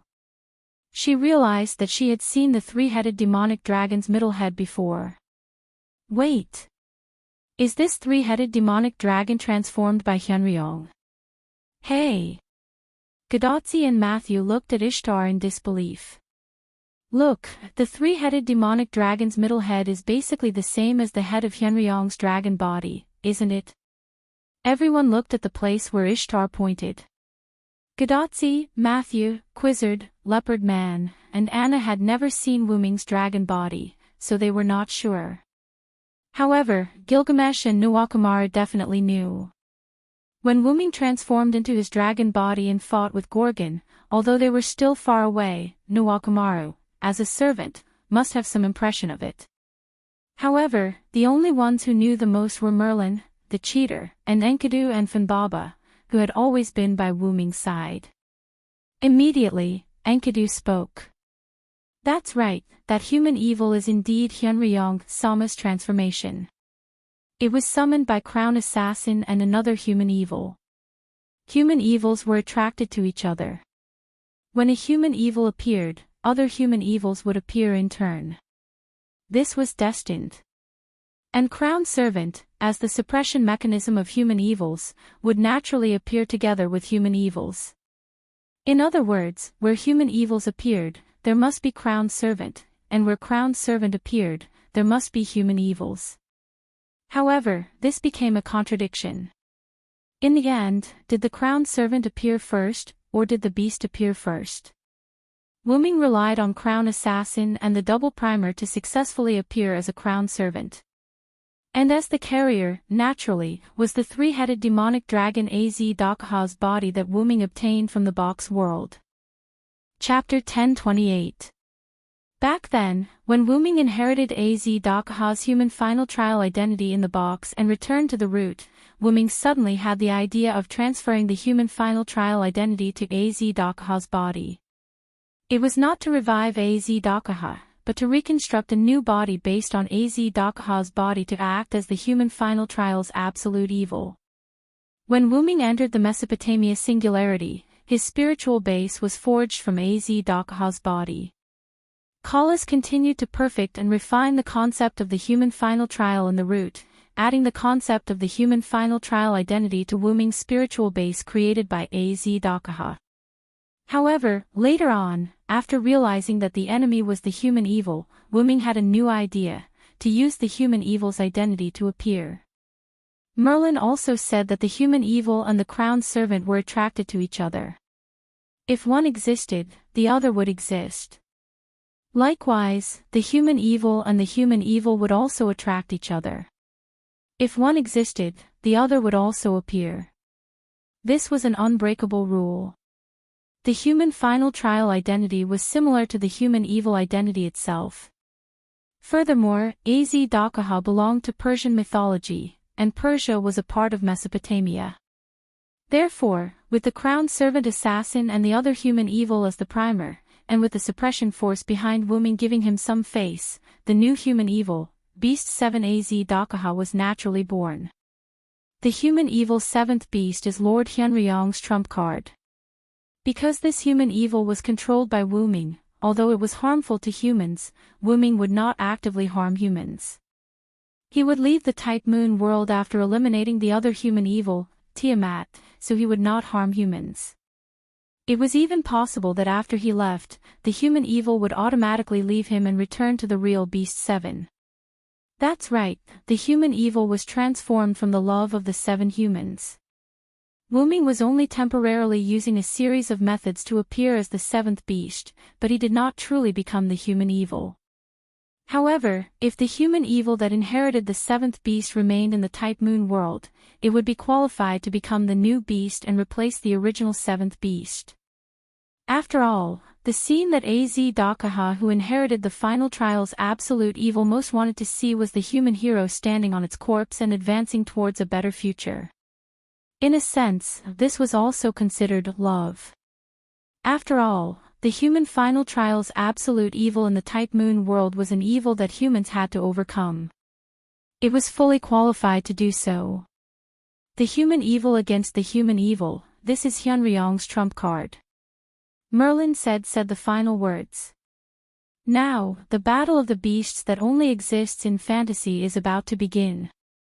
Following Merlin's words, Enkidu, who was originally carrying Funbaba, put down Funbaba and flew into the sky. It turned into a dazzling silver chain and flew towards the pure white three-headed demonic dragon, wrapping around its drooping head. In the next second, the three-headed demonic dragon's 3 heads opened their eyes at the same time. Red pupils, blue pupils, and blue pupils appeared in the eyes of the 3 heads respectively. Trinity, huh? Gilgamesh saw the 3-headed demonic dragon's current state. The 3 heads were occupied by 3 different spiritual bases. One of them was Wuming's, another was Enkidu's, and the last one seemed to be Wuming's magic attire. It's rare to see a magic attire with a spiritual base alone, Zhuge Kongming commented. Then, as the 3-headed demonic dragon opened its eyes, Tiamat on the opposite side also opened her eyes, revealing a pair of shining starry eyes. Roar! The 3-headed demonic dragon roared like an ordinary beast. Aah! Tiamat let out a mournful cry that sounded like a song. The 2 giant beasts let out their own roars, and then, the battle began. After the roar ended, the pure white giant beast casually swallowed Musumafu and Kururo as if it was demonstrating its power. Aah! The pitch-black giant beast expressed its anger. Its roar contained a powerful magical power, and the sea of black mud was forcefully split apart by this magical power. However, the pure white giant beast wasn't affected by this roar at all. It spread the curled shadow wings on its back. The shadow wings covered the sky and were so huge that they were bigger than the pure white giant beast's body. With the help of the shadow wings, the pure white giant beast flew into the sky. Its mouth contained a white light that could destroy the world, and it suddenly shot it toward the pitch-black giant beast. Dong! The tyrant's halo hit Tiamat, and the white light covered everything in the surroundings. It even covered the solar almanac that had long disappeared, and it lit up the sky and the earth. In an instant, it was as bright as day. The Uruk city was very far away from the place where the two giant beasts were fighting. Moreover, the Uruk was protected by Wu Ming's relic, so the battle between the two giant beasts wouldn't affect the Uruk at all. Although they didn't know what was going on outside, they still followed Gilgamesh's orders. The humans were still praying in their homes, and they didn't care about what was going on outside. They just prayed that the end of the world would be over as soon as possible. On the city wall in the southwest of Uruk, everyone covered their eyes. There was no other reason as the light was too glaring, and they couldn't see what was going on clearly. However, in the end, everyone walked down the city wall. After all, they couldn't just close their eyes and stare blankly. However, at that moment, everyone understood that the battle between the two giant beasts was not something that they could intervene in. If Quizzard wasn't a servant but a god, she could still intervene. However, no matter if it was a servant or a body, they couldn't intervene, including Ishtar. Damn it. Hyunryong, if you lose, I won't forgive you. Ishtar muttered because she couldn't do anything. God bless, Master Hyunryong, you must win. Ishtar glanced at it, and it turned out that her demigod, Ereshkigal, was praying to the god. Hey, are you a god yourself? Ishtar couldn't help but complain. I'm willing, can't I? Ereshkigal blushed and stared back at Ishtar. Although the two were half-sisters, they didn't get along well. However, to Ereshkigal's surprise, Ishtar didn't refute Ereshkigal. Instead, she comforted her. Don't worry, Hyunryong won't lose. He saved the Uruk. We just need to believe and wait. Although Ishtar's gentleness was somewhat uncomfortable, Ereshkigal felt good. She remembered what Wu Ming said at the beginning. It seemed that Wu Ming didn't lie. Ishtar was actually a good goddess. While Ereshkigal was stunned, Gilgamesh suddenly spoke. Funbaba, with your strength, you should be able to help. Gilgamesh stood in front of Funbaba, who was rubbing her eyes, and said so. Master told me to stay here. Funbaba said in a childish voice. Gilgamesh raised his eyebrows, but then Gilgamesh realized why Wu Ming asked Funbaba to stay here. So that's how it is, you are also a crown. Gadotzi and Matthew were surprised. Roman and Leonardo da Vinci of Chaldea were also surprised. Why does it seem like a crown is cheap? Two human evils naturally need two crown servants. Hyunryong just let Funbaba temporarily accept the identity of the crown rider to maintain the situation of two human evils. Once Funbaba uses her power, the power of the crown rider will be lost. In short, he used the contradiction between crown servants and human evils. The first thing to know was that there was no rule that the number of human evils needed to be the same number of crown servants. Originally, the crown assassin appeared because of Beast 2, but the crown assassin was used by Wu Ming to pair with his own Beast 7. As a result, the second beast lost its corresponding crown servant. As a result, there must be another crown servant to maintain the balance. Wu Ming must maintain this state so that the contradiction will not be broken and he can continue to exist. At this moment, Wu Ming was not the real Beast 7. He could only use this method to make himself appear. Hearing Merlin's clear and logical analysis, everyone was enlightened. However, there was something that Merlin didn't understand. Merlin could understand why the first Hassan cooperated with Wu Ming's action. After all, the two had met before. But what about Funbaba? She was neither a servant nor a human. How could she take on the title of rider? The reason was that the suppression force was Wu Ming's backer. He temporarily put the title of rider on Funbaba without the slightest pressure. Wu Ming paid the price anyway. During the acceptance of the title, Funbaba couldn't use her power. However, Merlin would never know the answer.